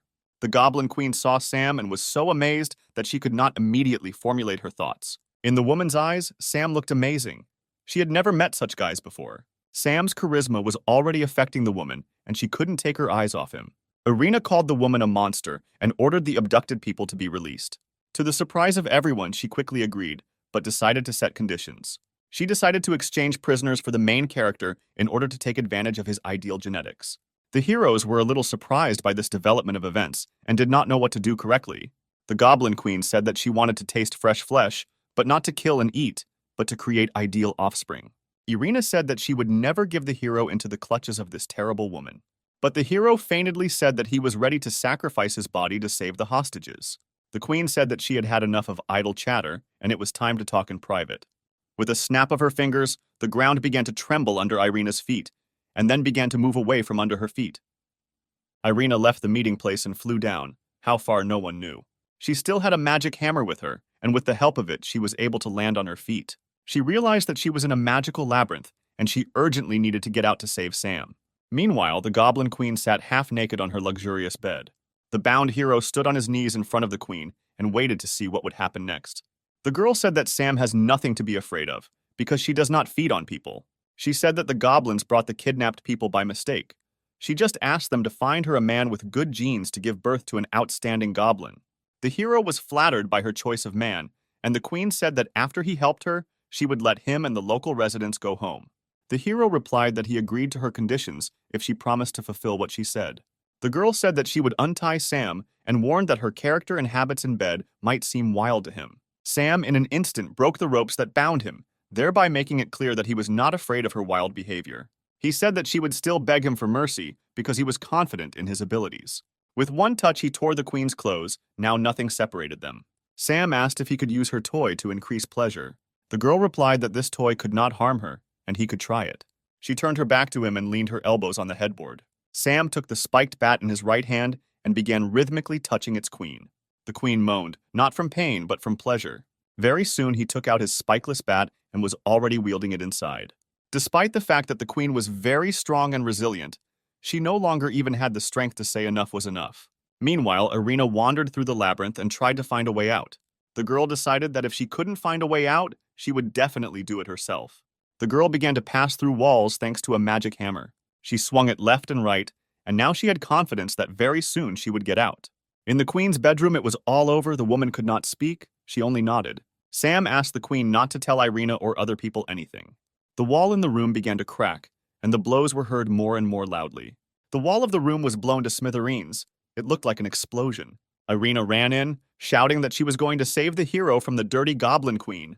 Irina noticed that the queen was lying half-naked on the bed. Sweat was flowing from her, and she was unable to talk. The hero pretended to be conducting a sacred ritual to cleanse the queen's soul from demons. The queen began to play along with him and say that she had thought everything over and was ready to take the path of correction. The girl asked how Sam managed to correct the real evil living in this woman. The hero said that he gave her a lecture about the path of divine light and she rethought her life. Irina asked how anyone could trust her after she kidnapped people from the village. The queen said that she had not harmed them, had already sent them home and asked for forgiveness. The warrior said that she would forgive her the first time, but if this happens again, there will be no more chance. Sam thanked Irina for her trust and said that they were both tired and needed to return to the village to rest. Before letting Sam go, the queen asked him when he had free time to teach her to be true a few more times. We moved to the village of Sima, located a few hours from the Goblin Caves. The hero shows the village where he supposedly serves as a priest and gives Irina a tour of it. People gathered around Sam and his companion. Everyone thanked him for saving their relatives. But Sam began to tell everyone that he could never have saved them alone, and therefore he needed to thank Irina from the Church of Divine Light. The girl said that it was her duty, as the heir of the 7 great saints, to help people. The children came running and began praising Irina for her beauty and saying how lucky Sam was to have such a girlfriend. The girl was confused and did not know how to respond to such a statement. But Sam came to her aid and explained to the children that he and Irene were just friends. The girl did not understand why she was overcome by such emotions and why she wanted to agree with the children. The hero asked Irene for forgiveness, since there was no hotel in the village and he had to offer her a bed in his room. Night fell. The village was illuminated by the full moon. There was something romantic about it. The hero did not sleep. He was thinking about how to move on to a closer relationship with Irene. He knew that he had almost won her favor. Ginevra appeared on the hero's bed. She said that they need to meet periodically so that the chain does not lose elasticity, otherwise it will break. The hero was afraid that Irene could see them, but Ginevra said that she had cast an invisibility spell. Therefore, it does not matter at all how strong the moans will be heard in the room. Irene was sleeping, and behind her there was a merging of 2 bodies, beating in ecstasy of pleasure. Irene felt the room shake, but could not see what was happening. It seemed to her that an earthquake had begun. Irene thought that it was her imagination. She really wanted to turn around and see the hero sleeping, but she was not shy. 2 bodies intertwined a few centimeters from the warrior. Ginevra was very excited by this. A drop of sweat from Ginevra's face rolled right onto Irene's cheek, who felt it at that very second. She immediately realized that it was the sweat of a demon, as she felt a strong burning sensation on her skin. Irene jumped up and shouted that there were demons nearby and we needed to be ready to fight. Sam, hiding the girl under the blanket, said that there was nothing to worry about because no one could be here. Irene said that she could not be mistaken because her body had undergone divine baptism and was very sensitive to demons. The hero began to laugh it off and say that a demon could not fit in such a small room. Irene noticed that the hero's face was red and asked if he was okay. The girl under the blanket continued to test the hero's strength and did not let his body out of hers. The hero tried with all his appearance to prove that everything was in order, but there was a fire burning inside. The girl said that she felt the heavy breathing of the demon and would definitely find him. She noticed the hero's blanket, which was rising and falling unnaturally. I rushed to the bed to tear the blanket off the hero and see what I was looking for. But there was no one under the blanket. The hero was as embarrassed as possible, but this was not noticeable from his body. Irene looked at the hero with big eyes and began to stammer and stutter when she saw him without a blanket. Ginevra watched from the side. Under the influence of the spell, she managed to escape, and now she thought that she did not want to part with Sam, even after the mission.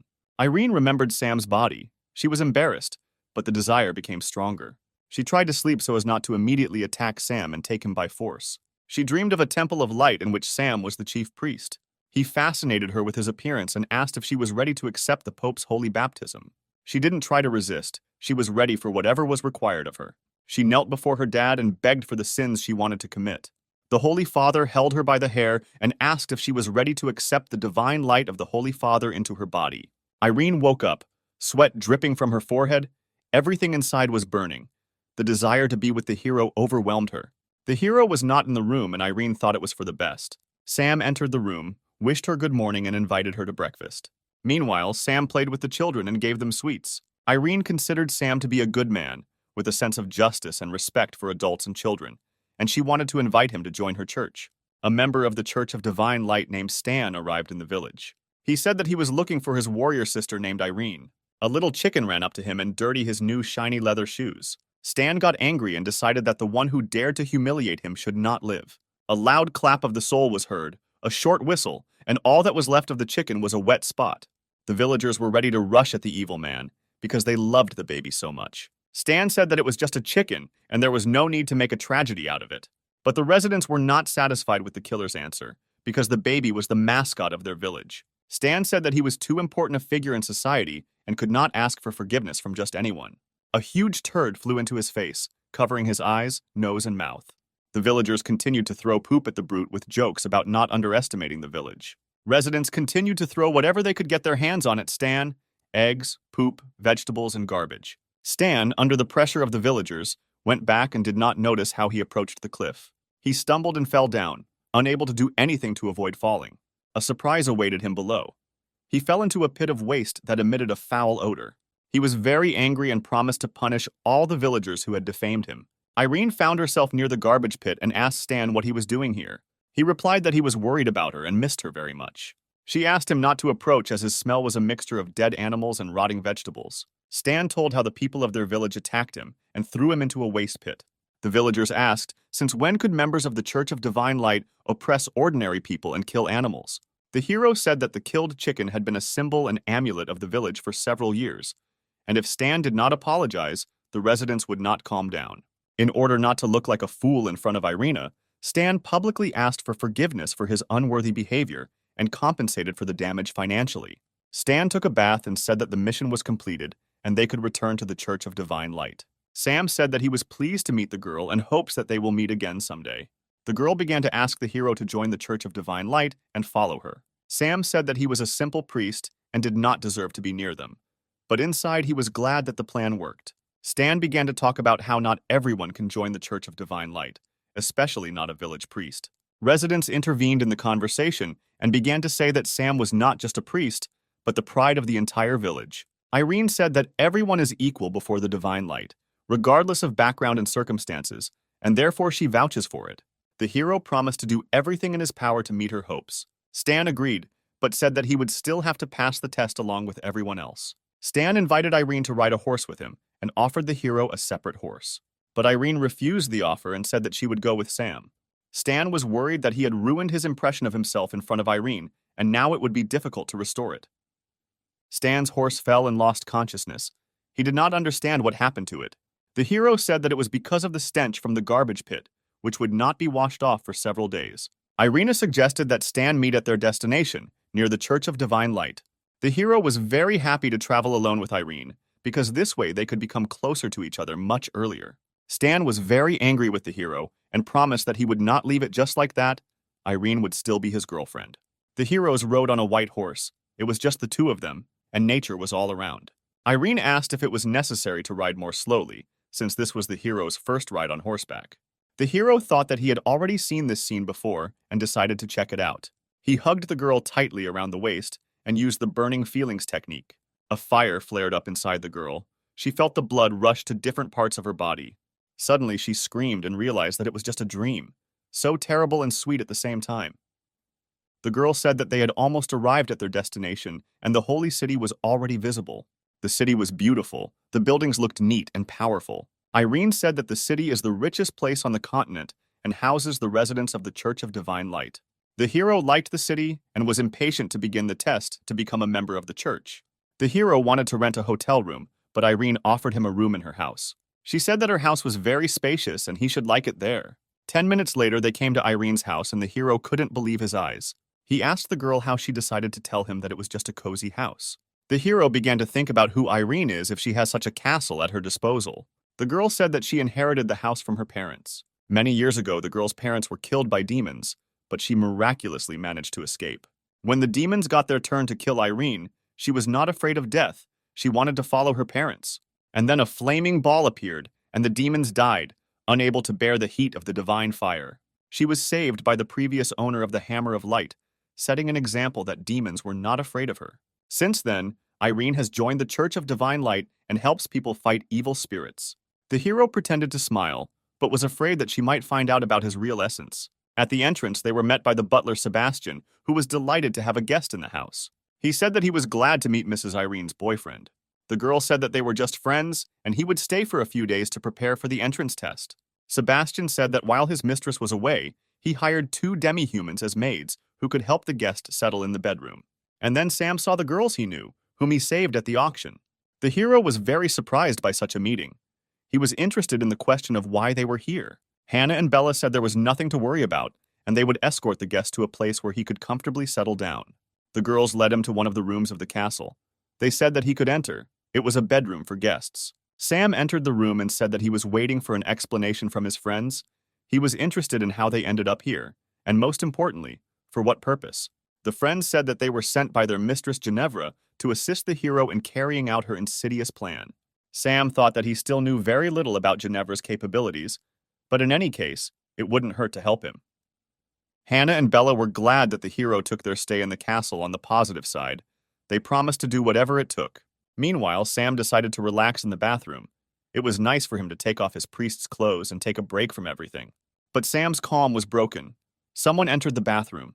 The first thing he saw was slender legs and a towel put on a naked body. It was Hannah and Bella, who were already without clothes, only wet towels covering their bodies. They wanted to take a bath with Sam. The hero did not immediately understand why they had come and began to ask them what they needed. Hannah said that she and her friends are very grateful to him because he helped them gain freedom and escape death. Now it's their turn to repay him. The girls entered the water. Hannah offered to rub the hero's back, and Bella approached Sam from the front. She dove under the water and Sam felt her hand grab him between his legs. The girl suddenly emerged from the water.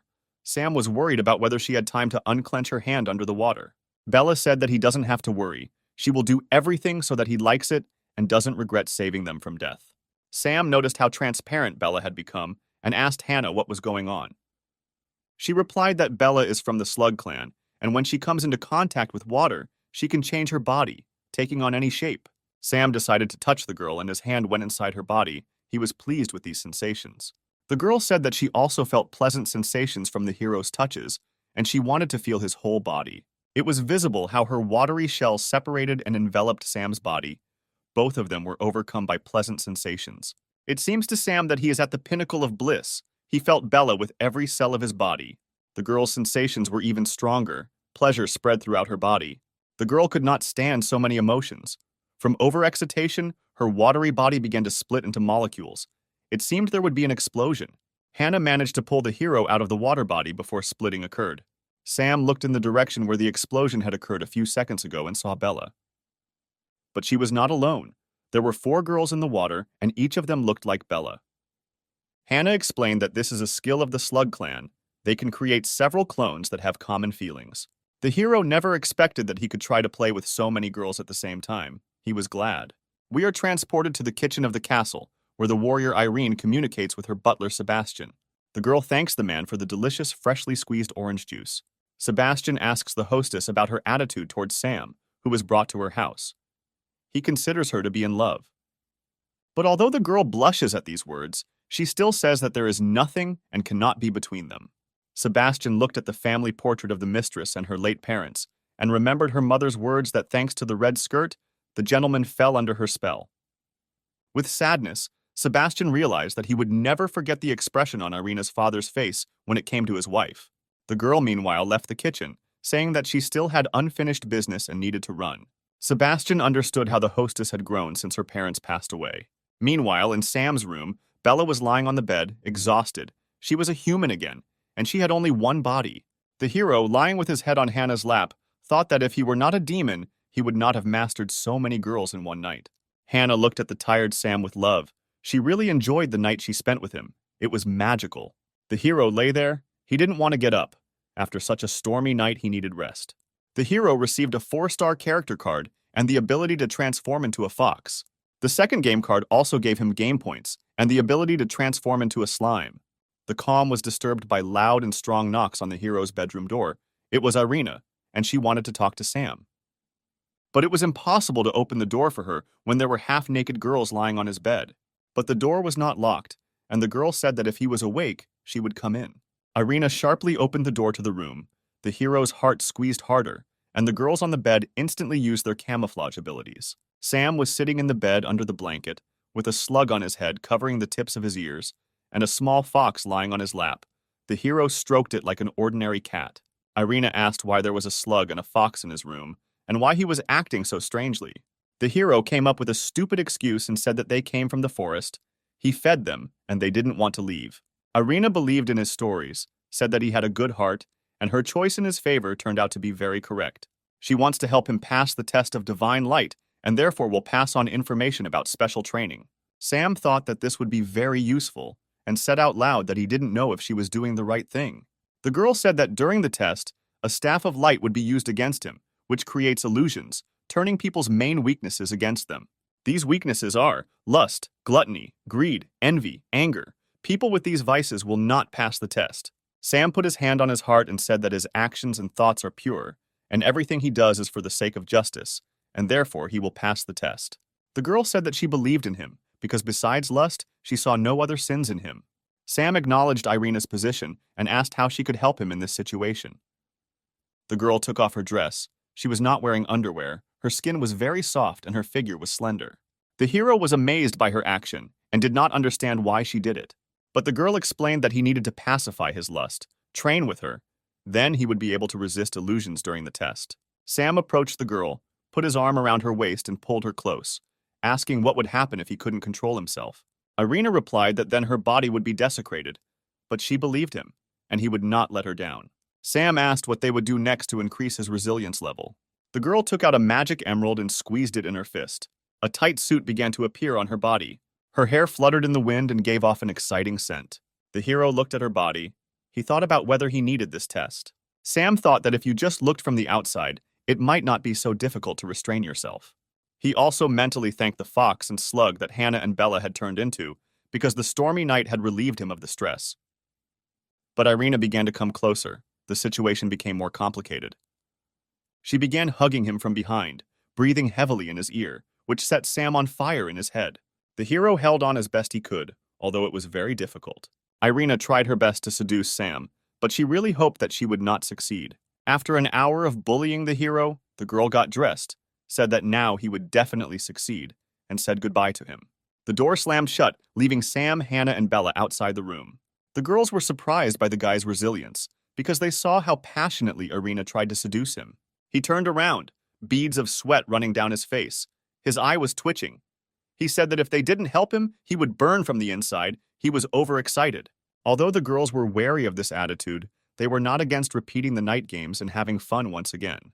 The next morning came, the day of testing the Church of Divine Light came. Irina asked Sam why his face looked tired. Sam replied that he was nervous before the test and was fine.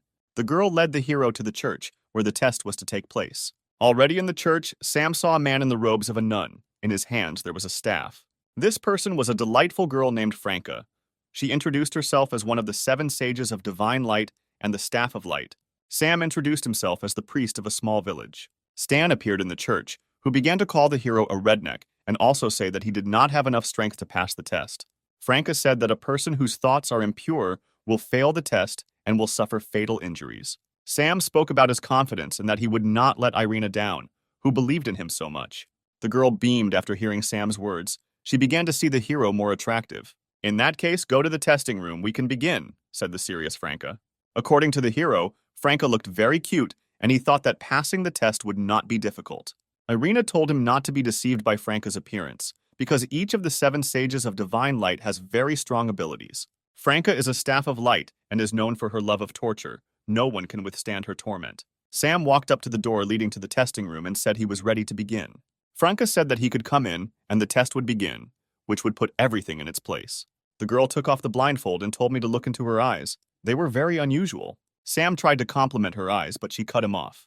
The girl talked about how she was wounded in a battle with demons and lost her sight, but divine light gave her the power to see through people. She found herself in Sam's inner world and decided to take a look around to see what he was like. Franca was very surprised when she was greeted.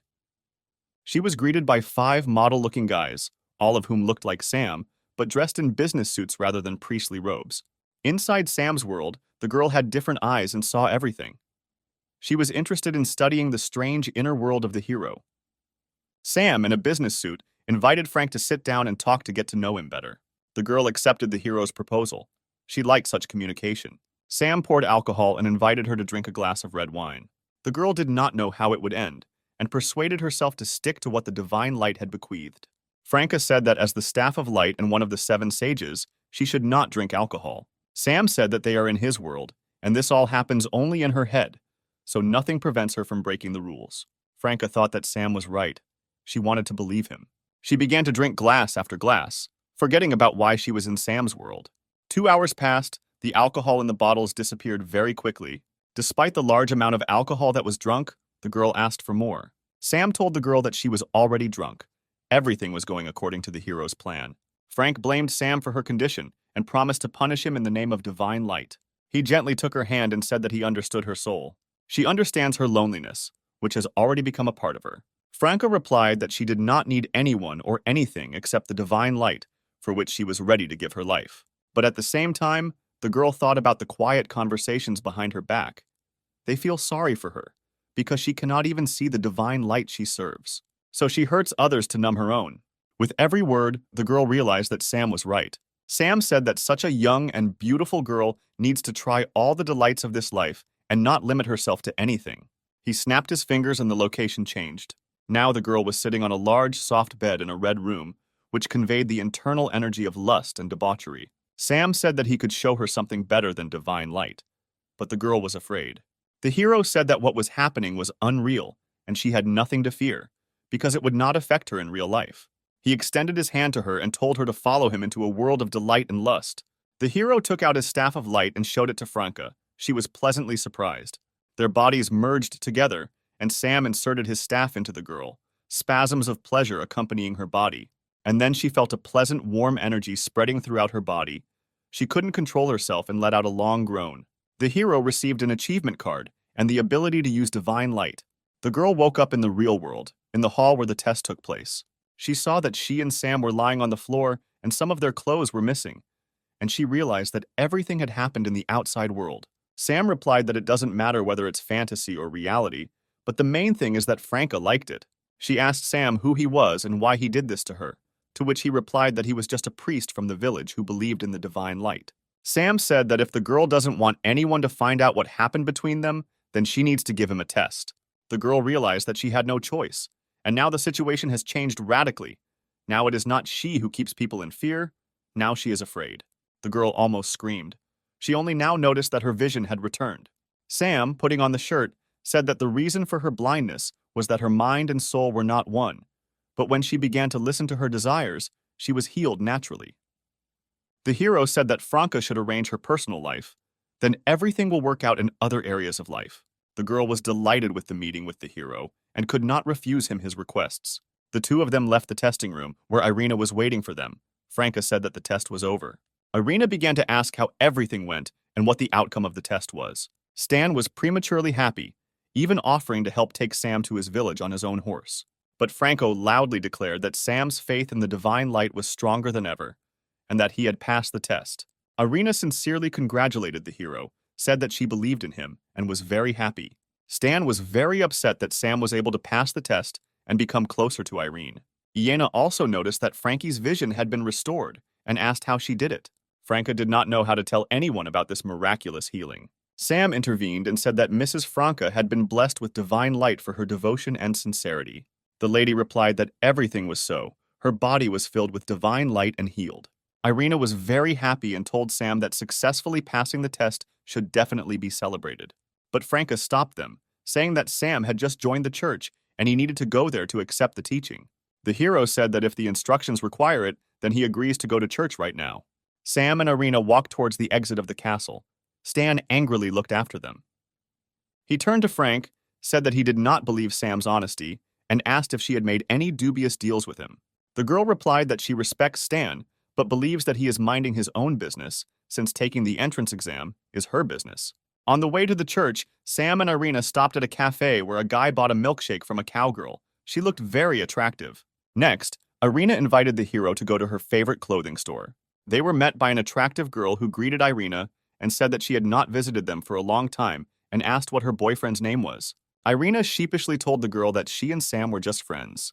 The girl said that she understood her because everything starts with friendship, and then invited her into the hall to choose purchases. When Irina headed into the hall, the girl quietly turned to Sam and said that he had made the right choice because Irina was a very good girl. Irina asked Sam to come to the changing room so that he could help her. She couldn't fasten the clasp on the back and asked Sam to do it. She was very shy. She said that this dress size was just right for her last year, but now she can't button it up. The hero decided that this request would not be difficult for him, and he would cope. However, the clasp did not give in to the hero, and he decided to use magical power. He pulled the clasp with such force that he tore it out of the dress. It completely came apart and began to fall from Irina's beautiful figure. He did not expect that this could happen, and now he did not know where to run so as not to run into Irina's wrath. The girl burst into a loud scream. She called Sam a pervert. It could be heard far outside the store. And Sam also received a punch in the face for his tricks. But it was a rush of emotion, and the girl quickly regretted what she had done. She told the hero that she would meet him later and left. She was embarrassed. The hero once again thought that he needed to be more careful, because if Irina found out about his essence, she would definitely kill him. We are transported 3 days forward to the place where Mrs. Franca lives. The girl lets out a muffled groan, her strength running out. Sam says that with every prayer they share, his faith grows stronger. She can't say anything to the girl, she just nods her head. The hero has tired her. The hero notices that the girl is worried about something and asks him about it. The girl says that Stan is planning something bad, and the hero needs to beware of him, because he is a very powerful sage of the Divine Church of Light. Sam said that he had nothing to fear, because Mistress Irina was next to him, and Stan would not dare to harm him. The hero went to the castle across the street. It was late at night. He heard someone sneaking behind him and said out loud that the pursuer had better leave. He turned to look at the man who was following him. Behind him stood 5 men with weapons. They were aggressive. A fight could not be avoided. Based on their outfits, Sam determined that they were mercenaries, and they were following the instructions of the customer. And it was true. One of them, with a bald head, said that their task was to blow off his head. The hero decided not to give them a chance and to attack first. He used his magic. He called upon Princess Siri for help, throwing away her achievement card. Siri shows up and immediately reprimands Sam for throwing her card so hard. But after a few seconds, her mood returns to normal, and she asks how she can help him. Sam says that mercenaries who received a task from an unknown person want to kill him. The thugs do not take the princess seriously and invite each other to have fun with her before killing her because she looks very attractive. The girl asked the hero if he wanted these stupid, impolite pigs to die. The hero said that she had the opportunity to have fun and train on weaklings. The bald gang leader told them to shut up and surrender or face a harsh death. The battle began. The long-haired bandit sent a fireball at the heroes. Princess Siri easily deflected his blow, cutting the ball in half. She was attacked by 2 other mercenaries, but she easily fended off each of them. Sam admired Sister Siri's fighting technique. She had noticeably become a better fighter. when suddenly another gang member crept up from behind and stabbed Sam in the chest with a long blade. He figured that if Sam died, the summoning technique would dissipate and Siri would disappear. However, after the blow, Sam's shadow clone dissolved, leaving the enemy stunned. The hero said that he knew about attacks from behind more than anyone else, and therefore thought out escape routes in advance. But the blonde did not give up. He said that the village priest could not defeat him and his gang, and was already flying at him with a knife in his hand. Sam weighed the pros and cons and realized that the enemy was counting on his magical power, and he decided to act hand to hand. With his right hand, he drove into the enemy's jaw. The blow was so strong that the asphalt under the body of the fallen man broke in 5 places. Many bones were probably broken as the enemy could not move. Sam was clearly pleased with his knockout blow and felt that he was in good physical shape. Princess Siri also had everything ready. No one except the 2 heroes nearby could stand on their feet. The girl said that he should find out who was behind the attack so as not to wait for a second time. Sam replied that he could guess who the customer might be and would look into this matter. The hero thanked Princess Siri and said that it was time for her to return to her world. The girl asked if he really considered her just a tool that he could use at any moment, without giving anything in return. Sam felt embarrassed and asked what he could do for her so that she would not consider him a bad friend. The girl said that if they spent the night together, he would not owe her anything and would be able to call her again if she needed help. We are transported to the hotel, where the manager asks the heroes if they have a preference for the love room. Sam said he wanted to try the most unusual room they had in the hotel. Princess Siri was embarrassed and surprised by such a hotel, which has unusual love rooms. Sam told the princess to put aside her worries and trust him, even though he himself didn't know which room they were going to. In the room, they saw various oblong-shaped objects. The girl said that it was the first time she had seen such strange objects and was not sure that she wanted to use them. The object began to move and vibrate.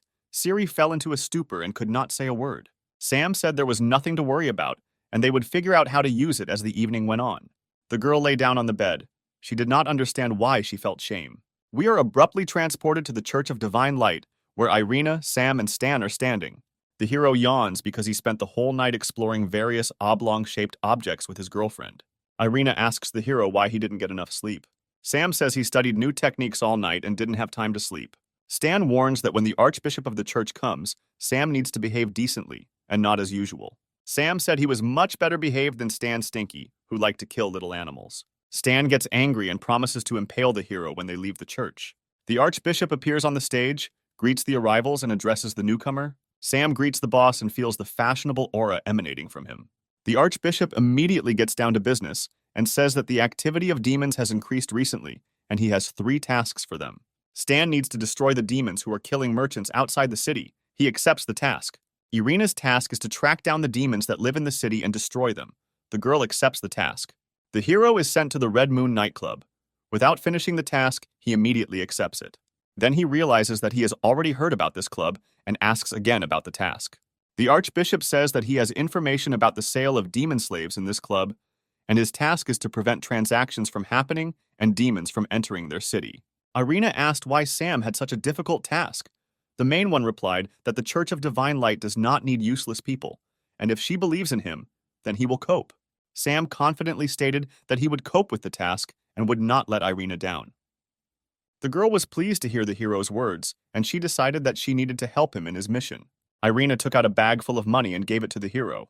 The girl said that he needed a lot of money, since he would not be able to withdraw it through the security. He would have to ransom the slaves. Sam realized that the Church of Divine Light is not as simple as it seems from the outside.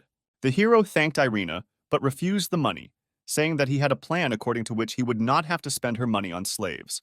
The girl asked what his plan was, but Sam said that she would see everything herself when the time came. Night had fallen in the city. The moon illuminated the main street. A man leading a horse shouted at someone on the road to get away. A girl with a very familiar hair color was lying on the ground, showing her hopeless situation with all her appearance. The horse driver told the girl to get out of the way and not disturb his important gentleman. An obviously rich gentleman, covered in gold chains, looked out of the carriage and asked what was happening. The girl apologized, saying she had no choice, and she began to make eyes at the gentleman, using the magic of charisma. The man immediately fell in love with the attractive person. The carriage was moving towards the Red Moon nightclub. The carriage shook all the way, either from the bad road or from something else. The horse driver listened all the way to the sounds coming from the carriage. Upon arrival, a man got out of the carriage, but as you already understood, it was our hero, who turned into a rich gentleman and told the servant not to enter the carriage as the girl was resting. Sam was glad that his plan worked, and now he, in the guise of a rich man, will be able to participate in the auction. Meanwhile, the gentleman himself was resting in the carriage. At the reception, the girl recognized Mr. Stone because he was a regular customer of their establishment and loved to spend time with their slaves. Sam, in the guise of Stone, said that he needed what he always needed, and now he was already lying in the room and waiting for the girls who were about to arrive. Two half-naked girls entered the room and said that they missed Mr. Stone. While he was not listening, they said that it was very easy to make money on him because entertainment with him lasted only a few minutes. The hero thought to himself that today they would not be able to get their honestly earned money so easily. An hour later, Sam called the manager and said he needed help. He said that the girls she sent to him did not cope with their mission and passed out earlier than he needed, and asked if there was fresh goods. The manager replied that the client's desire is law for them, and they will be able to help him with his problem. She invited him to the dungeon, where new slaves were sitting behind bars. She showed him 3 tied-up girls who had very short dresses. She said that these demons are a very rare race and asked which one he wanted to choose. Sam said that it was not serious to offer such a rich gentleman only 1 girl, and he would take 3. The girl asked how he was going to pay, in cash or by check. Sam said that he would pay with a check for any amount because money is not a problem for their family. The girl asked Sam, in the guise of Mr. Stone, if he could buy her if he had so much money. The hero said that he could buy it next time, but now he asked to pack these 3 girls. The girl said that she would go get their clothes, and in the meantime, he could get to know them. Sam walked up to the cage and told the girls he wouldn't hurt them. The girls were afraid of the hero because everyone who wanted to buy a slave said that they would not cause harm. Then Sam took off his mask for a while and told them that he was a demon like them and had come to save them. The girls were very happy about the amazing rescue and thanked the hero. Sam said there was nothing to worry about and they would be free soon. The manager returned with the clothes, but Sam completely forgot to return to the guise of Stone.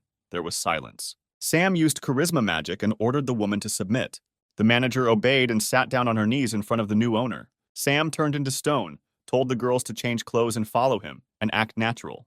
When Sam was leading the girls, other club guests were jealous of the amount of money he could afford to buy 3 slaves at once. Sam pretended to be a tough gentleman and rudely answered and asked why they were looking at him like that.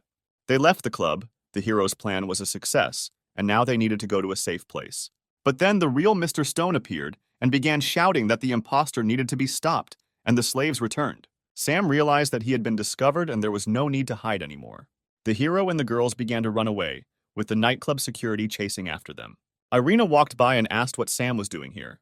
The hero shouted that he needed help and would explain everything later. The girl reacted very quickly and rushed to the hero's defense. She used magic and created a barrier of divine light through which the pursuers could not pass. 30 minutes later, Sam and the demon girls were already at Irina's castle. The girls were exhausted and scared. They were afraid that they would be killed because they knew what the castle was. Irina asked Sam why he brought demons to her house, because the archbishop told him to destroy them. Sam said that he was not going to kill them and wanted to give them freedom. Sam said that it is wrong to kill creatures just because they are not of the same race as you, because among people there are also evil people who kill others. Irina said that they could no longer be in the castle, to which Sam replied that he would teleport them to a place where they would not have contact with people. And indeed, Sam used the device to transport the girls to another area. The girls were moved to a safe place, to the hot springs, to a place where our old friends, Princess Maggie and the former owner of the Intimate Services Salon, will take care of them. The princess looked at the girls. They were confused. The girls did not know what awaited them, but the situation was favorable. Sister Maggie said that she would teach them how to survive and that they should not be afraid of her. She began training the girls one at a time, with the goal of increasing their stamina to further satisfy Brother Sam. We are transported to the house of Franco's sister, where the hero arrived. The girl says that he is in danger because he failed the first task and did not destroy the demons, as the archbishop bequeathed. The hero says that that's why he came to her, to ask for help, and also to connect him with the archbishop for a conversation. The girl says that he is lucky and he can atone for his guilt, since today the only daughter of a rich businessman was kidnapped, and if he saves her, he will be forgiven. Sam was very happy about this situation and asked Franca to tell him more about what happened. The girl put her stockinged foot on the hero's shoulder and told him not to worry, because she could help him. Franco said she was trading information about the businessman's daughter for a sensual and gentle foot massage. Sam said that the mistress will be pleased, because giving girls pleasure is the meaning of his spiritual path. Loud female moans began to be heard from the room. The parishioners heard that they were coming from Mrs. Franco's bedroom. People said that Mrs. Franco was punishing infidels for the safety of all believers. The girl held her mouth with her hand, barely holding back a scream, waves of pleasure convulsively spreading throughout her body. Sam decided to play a joke and said that in the eyes of people she is still the same saint as she was before meeting him. Franco replied that nothing has changed since then. He just opened her eyes and now she sees the path of divine light even better. The hero said that it was time to discuss information about the stolen daughter of a businessman. The girl said that with the help, we cut to the Razor Gang building, where Sam is already trying to come up with a plan to break in. The hero decides to use a plan that always works. Cotton, a smokescreen, and we understand that Sam is turning into an attractive girl. He, in the guise of a girl, approaches the entrance to the building, and he directly asks the guards how he can find the Razor Gang. It is worth noting that Sam chose a very elegant appearance in order to save the girl as quickly as possible. The security confusedly asks the beauty why she needed the Razor Gang. Sam decided to come up with the most elegant lie and said that the leader of the gang invited him, and if he didn't show up on time, they might get hurt, so they needed to let him through. But the guard turned out to be not so simple. He knows that his owner does not bring girls home, but goes to have fun outside his borders. Sam has to use the skill of seduction to prevent the situation from getting out of control. The men thoughtlessly decide to listen to the hero and let him in. Sam, in the guise of a girl, thanks the guards and goes into the house. Sam walks through the house and notices how huge it is and what extensive renovations it has. Sam notices two large men guarding the door to the room and decides to go through that door. Sam greets the men and calls them handsome and asks them if they would like to spend their time with health benefits. Men also easily fell for the hero's charisma in the guise of a beautiful girl. And while they were unconscious and drooling, he knocked them to the floor with 2 knockout blows. Sam burst into the room where the prisoners were and said that he had come to save them. 2 girls in short dresses, one younger, the other older, were sitting tied up on the floor. Sam began to untie the young girl, who he thought was the daughter of that same rich businessman. But when he released her mouth, she screamed that the second girl needed to be freed first. The hero smiled and said that he would save the maid too. They were no longer in danger. But the girl shouted that the maid was her, and the tied girl was the daughter of a businessman. The hero did not understand how he could be so mistaken, because the first girl looks younger and more beautiful than the second. The girl shouted that she was also beautiful and young. Sam apologized using his charisma skills and the girl stopped screaming. Sam assumed that the girl was beautiful. She just got hit in the face for a very long time. The businessman's daughter said that no one beat her and that this was her usual appearance. Then Sam decided to buy the floating fist skill, which can edit people's appearance. He grabbed the girl, pulled her towards him and swung as hard as he could. He struck dozens of blows in the face of the businessman's daughter. She began to feel dizzy and asked the hero to stop. The maid began to worry about the young mistress. She thought that she was about to be killed. But Sam finished his technique and decided to show what came of it. The girl's face changed, her facial features became more gentle and sweet. He succeeded. The maid was shocked by such changes. The businessman's daughter noticed this and angrily asked her if she really thought she was ugly. Popping noises were heard and someone entered the room. It was the boss of the knife gang. He asked Sam how he dared come to his house and try to take hostages. Sam suggested that the gang leader go out and talk like men to find out who is more right. The leader asked who he works for and whether he even knows how to fight. Sam said that he works for the Church of Divine Light, the head of which is the Supreme Archbishop. The man said that he did not care about the Church of Divine Light, and anyone who came to his house without asking should be punished. The leader ordered his maid to kill Sam. She said that she would carry out the order. The girl was holding a golden whip in her hands. Apparently it was a weapon that she knew how to handle. The gang leader headed out of the room, leaving the girl to destroy the hero. But the girl had long noticed how attractive Sam was. He asked her why she was doing the leader's dirty work. The girl said that she likes it and she likes cruelty. Sam met her gaze and cast a spell the same as he had used on Mrs. Franco. He transferred it into an illusion. The girl stood in a brightly lit room all alone and wondered where she had ended up. Sam said that now she is in his power and will play by his rules. The girl turned out to be very self-confident and said that such tricks would not work on her. However, Sam, using his powers, took her whip, tied her hands, and hung her from the ceiling. Her legs trembled. She began to beg Sam to take her by force. The fire of desire flared up inside her. The girl screamed. It was Sam who began to use her whip against her. The hero said that he would allow her to enjoy cruelty if she so desired it. The girl said that even if he hit her 10,000 times, she would not ask for mercy. 2 hours later, the girl received almost 3,000 blows from the whip. But the girl continued to laugh. It seemed that she liked it. Another hour later, the girl came to the chief's office to report on the work done. Her appearance excited the gang leader. He asked if she liked having fun with the young guy. The The girl walked around behind the man, showing fake interest, and asked him to close his eyes. The man obeyed her and was caught in a trap. The girl used the whip to strangle him. His life was in her hands. Sam appeared in the office and said that the bald old man had made a mistake by asking him to kill a young, attractive girl. And now Sam will decide who lives and who dies. The girl, her name was Maxim, began to squeeze the whip harder. The bald old man began to lose consciousness. With all his strength, he tried to reach Sam. But with every second, he became weaker.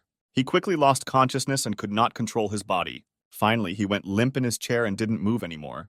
The hero asked Maxim if there were explosives in the house. When asked why, he replied that he wanted to set off fireworks. Having done everything he had planned, Sam turned into a bald old man and, together with the girls, went out to his gang to say that he was going to hand over the hostages and ordered them to stay put. The gang members wished him a good journey and remained waiting on the spot. The door slammed shut, and the gang members saw a clock mechanism on the inside. They could not immediately understand what was happening. Everyone crowded around the door and tried to look at the clock mechanism. A bright light filled the knife gang's headquarters. A monstrous explosion woke up the city, and the knife gang became history. It was very epic when Sam and Maxim walked away from the explosion. The mission was successfully completed, the hero was proud of himself, and the girls admired him. Sam arrives at the home of a wealthy businessman to return his daughter to him. They were met at home by the butler, who said that the girl's father was already hurrying home. The girl said that her dad was very rich and would generously thank Sam for her return home.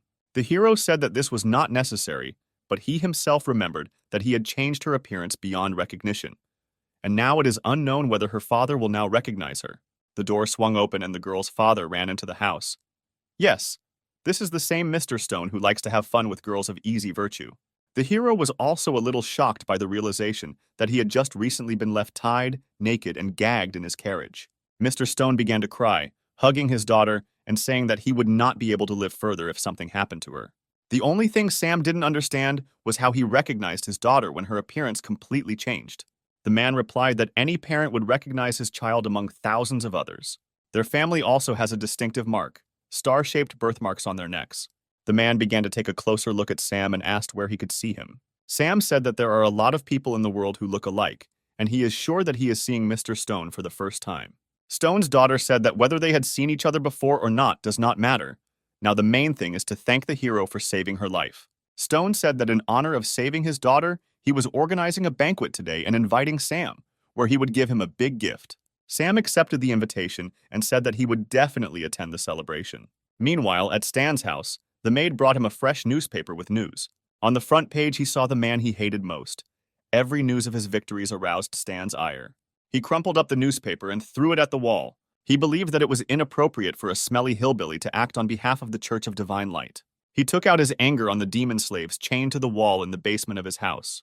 The girls asked to stop, begged for mercy, but Stan began to beat them even harder, saying that they were unworthy to live. All this was observed by a servant girl who wanted to stop the violence. In her hands was a small mirror. Meanwhile, the hero returned to the castle. He called his girlfriends to him. He asked the girls to help him prepare for the evening event. They were glad to be useful to the master. They quickly moved into the room, and the girls said that they wanted to relax him first. Sam didn't immediately understand what they were hinting at. But the girls had already decided that the gentleman should be pleased.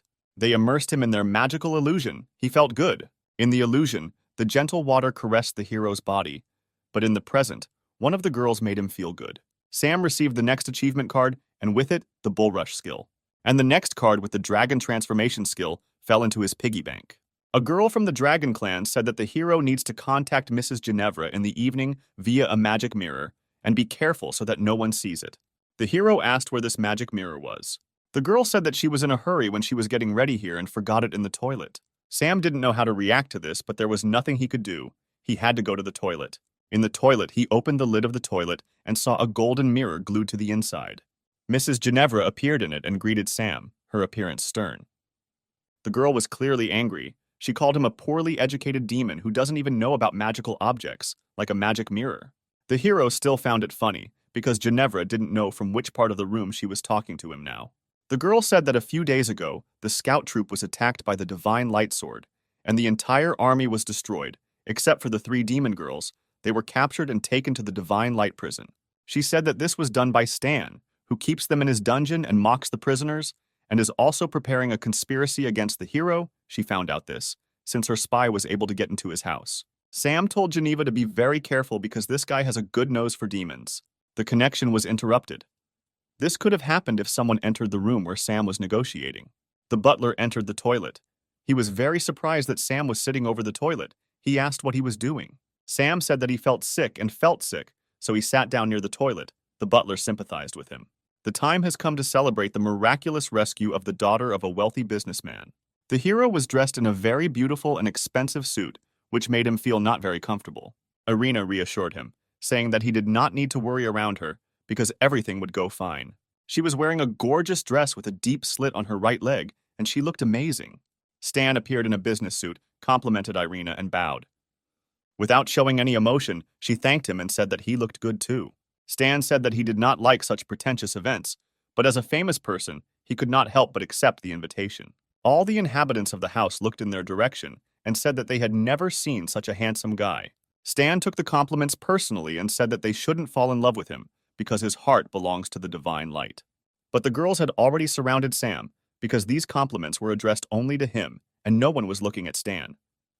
Stan could not look at the hero without anger and said to himself that soon everything would end and he would take everything that belonged to him. Sam finally fought off the groupies and was able to get to the toilet. He thought that his level of charisma was very high because he didn't even try to seduce anyone now, but there was no end to the girls. Ginevra entered the toilet and told the hero that he was in danger. The hero asked what danger she was telling him about because he didn't know what she was talking about. The girl said that Stan received evidence that Sam participated in the slave auction, and Stan is going to make this information public at the holiday in front of everyone. The hero asked what he should do so that his secret would not be revealed. The girl said that he is a very important ally in their common plan, and therefore she found a solution to the problem that arose. Ginevra also said that Stan has a device that detects the breath of demons and can destroy his disguise. Sam asked how she was going to solve his problem, since she still hadn't told her the plan of action. The girl led Sam by the hand into the toilet stall, locked it, and said that she could absorb his demonic chakra so that Stan's device could not detect it. Stan asked if Sabrina was really going to suck his demonic chakra. She said that she knew what she was doing, because she was an expert in protecting demons from people. Stan tried his best not to groan, but you could hear in the toilet that there was someone in the stall.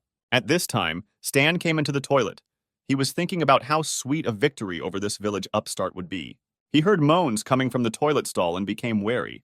He began shouting to the entire toilet, calling for whoever was hiding in the toilet stall. Sam came out of the booth. He began to clap his hands and say that he had heard about Stan's great plans. Stan said that his knowledge of this situation will not help him in any way. It will still reveal his true colors. Sam did not argue with Stan, but simply said that he should be more careful. Ginevra, pleased with herself, remained sitting in the booth so that no one else could hear her. The party began. There were more and more people in the hall. The buzz of conversation spread throughout the entire mansion. Mr. Stone appeared. Next to him was the Archbishop. The gentleman publicly thanked Sam for saving his beloved daughter, and also expressed gratitude to those who took part in the celebration. Mr. Stone's speech was interrupted by Stan, who asked and began to say that everyone present had been brazenly deceived. He started pointing his finger at the main character and said that he was hiding his demonic origins and had hidden goals, which is why he joined the Church of Divine Light. Irina began to stand up for Sam, saying that he had passed the test with the Staff of Light, and Mrs. Franca confirmed this. Sam was as calm as possible. He said that he did not need to be protected and asked Mr. Stan to continue his speech. Stan said that he had convincing evidence that the crystal captured how Sam was being sold at an underground auction. Stan threw the crystal up so everyone could see what he wanted to show. The crystal turned into a transmitter and began to tune in to show the recording. He was sure that now everyone would see Sam's real face. Gloating overwhelmed him. The guests looked up at the screen with shame on their faces. They could not look at it for long. Sam asked Stan to stop this disgrace because he is in decent society. Irina lowered her eyes to the floor. She could not look at this shame. On the screen, there was a recording of Stan in women's stockings and underwear being beaten with a whip by a demon girl. Stan was furious. He yelled at Sam and said that he was the one who switched the crystal to make him look like a fool. Sam interrupted him, saying that Stan himself suggested showing everyone this recording, and also stated that the sacred sword of light was not worthy to be in the hands of someone who was being whipped by demons, and asked to hand the sword into his hands. Stan's rage knew no bounds. He was ready to pounce on the hero and kill him right on the spot. The Supreme Archbishop told everyone to shut up, because they were on the same side, the side of the divine light. He also said that despite the fact that they cannot verify the authenticity of the recording, so as not to discredit the Church of Light, Sam and Stan must pass the test and prove who is more worthy to wield the sword. Sam said that he is ready to fight, but will Stan accept his challenge? Irina stood up for Sam and said that he did not yet have the necessary fighting skills to resist the Sword of Light, that is, Stan. Sam said that he believed in the true power of light, and the fight would put everything in its place, and if his thoughts were pure, he would not lose, although in fact Sam knew that he had every chance of winning. The hero took off his jacket and prepared for the fight. Stan told him to take a weapon because he couldn't afford to beat up the weak and unarmed. The hero said that in order to defeat such a villain as Stan, he would have enough power of divine light. Crying that the holy light does not illuminate demons like Sam, Stan attacked the hero, swinging his sword. He used the holy light strike technique against Sam. A fiery aura rushed behind the sword, cutting everything in its path. Sam managed to break the distance between them and step back. Stan didn't plan to kill Sam with this blow. He wanted to drive him into a trap and was sure that he succeeded. But Sam took a jade stone from his pocket and pointed it at the enemy. He used the holy light jade technique and blinded his opponent. The girl was also blinded and thought to herself how Sam was able to master the secret techniques of their church so quickly. The girls were ready to go blind, just so as not to take their eyes off the hero. Sam decided to use the power that he got from one of the 3 rescued girlfriends. He rushed at Stan with great speed, breaking the air that separated them from each other. It was the bull rush technique that was so effective in this situation. The enemy flew to the other side of the room and with a roar crashed through the wall he hit. Sam thought the reception was too strong and he might have overdone it. The smoke from the exploded wall was clearing. Everyone was waiting to see if Stan would be able to get up after such a blow. Yes, he was able to get up, and not only was he not injured, but he was no longer wearing that business suit. Stan wore the armor of the Holy Church of Light, which greatly increased his strength. Sam also felt the incredible power emanating from the holy armor. Stan said that each divine light artifact has unique abilities, and in this armor it is invulnerable. Stan used God Realm mode and charged at his opponent with the speed of holy light. Sam realized that he would not be able to stop such a fast strike and decided to use the skill of another of his friends, throwing slugs at the enemy. But while he was trying to use magic, he was wounded in his left arm by a holy blade. He began to retreat, not understanding why his magic did not work, because he could not throw the mucus at Stan. Stan said that demonic magic does not work against magical artifacts. He once again attacked Sam using his sword of divine light. Irina screamed at Sam to try to defend himself, otherwise he would die. Sam summoned his sword and used the 6 Gates Ice Slash attack, which he learned from Princess Siri. Stan was surprised, because no one had yet been able to repel this blow from his sacred sword. They entered into a sword fight. Stan believed that he had no equal in fencing among those living today. Sam knew this himself, and he needed to come up with a different battle plan, otherwise he would die. He decided to try to piss Stan off and say that he is so brave only because he has the most powerful weapon in his hands. But without a sword, he is just a vile coward. Stan asked the hero if he really believed that he couldn't handle it without a weapon, and threw the sword aside. Sam took advantage of the opportunity and stabbed Stan in the body with his sword, but he easily stopped the blow. The hero certainly could not have expected this. A new plan was needed. Stan said that even without his sword, he was able to deal with the stinking demon. Sam's brain kept generating ideas. He couldn't come to the right conclusion. Before Sam's thoughts could settle in his head, he was punched in the face by his opponent. And now he was flying into the far wall of the large hall, breaking the wall behind him. Stan said that such a dirty animal would never defeat a great master of divine light. Sam could barely stand on his feet. His face was broken. He now relied only on his charisma, so he winked at the girls in the hall. The girls began to shout at the top of their voices that Sam was their hero, and Stan was a villain, who without his divine things was simply a non-entity. Stan continued to not understand why all the girls were not on his side even now. The girls shouted that superiority and strength over Sam did not make him a great man, because he was still a scoundrel. Stan was infuriated by all the statements addressed to him. They called him a useless and evil person who is not worthy of the Church of Divine Light. All this drove Stan crazy. He lost his mind and his sacred armor burst and shattered into fragments. He did not control his powers and did not understand how it happened that his armor crumbled. Sam's plan worked, because in order to control the artifacts of the Holy Light, you need to have unshakable self-confidence, and the girls killed this belief in him. Sam did not attack the unarmed Stan and asked him to stop this war. But Stan wasn't going to listen to the smelly hillbilly and grabbed his blade, and attacked him with the words, "Die, dirty pig." But the blade was knocked out of his hand by an arrow from another member of the Church of Divine Light. The girl's name was Lucia. She told Stan that if the Divine Light refused him, it did not mean that he could act so vilely and attack the person who proposed a truce. Stan called Lucia a dirty wench who has no right to tell him how he should behave. The sword that Lucia knocked out of Stan's hand flew towards Sam, began to glow with divine light. And the hero caught him, feeling hot energy spreading throughout his body.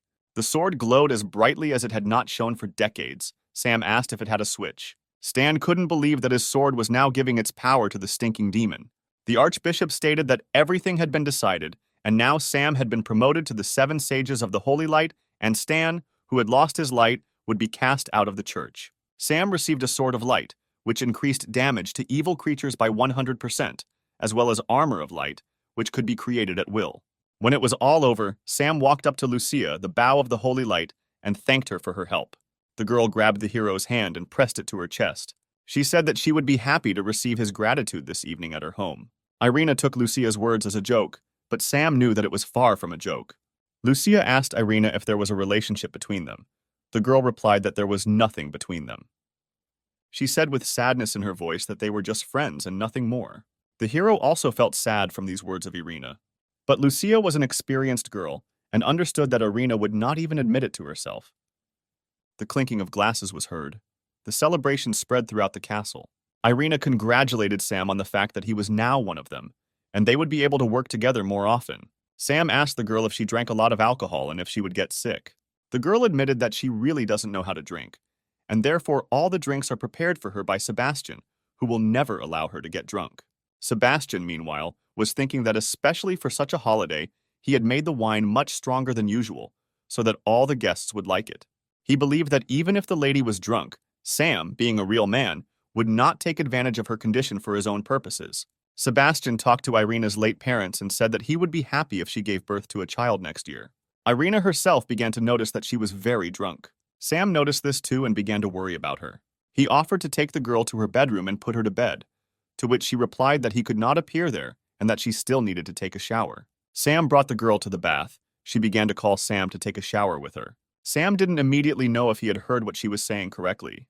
She fell silent and he began to worry, asking if everything was okay, but she continued to remain silent. Sam burst into the bath to see if she had passed out in the shower, and then her hand grabbed him by the collar and pulled him inside. She hugged him and kissed him deeply. He couldn't leave. A few seconds later, the girl was sitting in a hot bath, but she was very sad.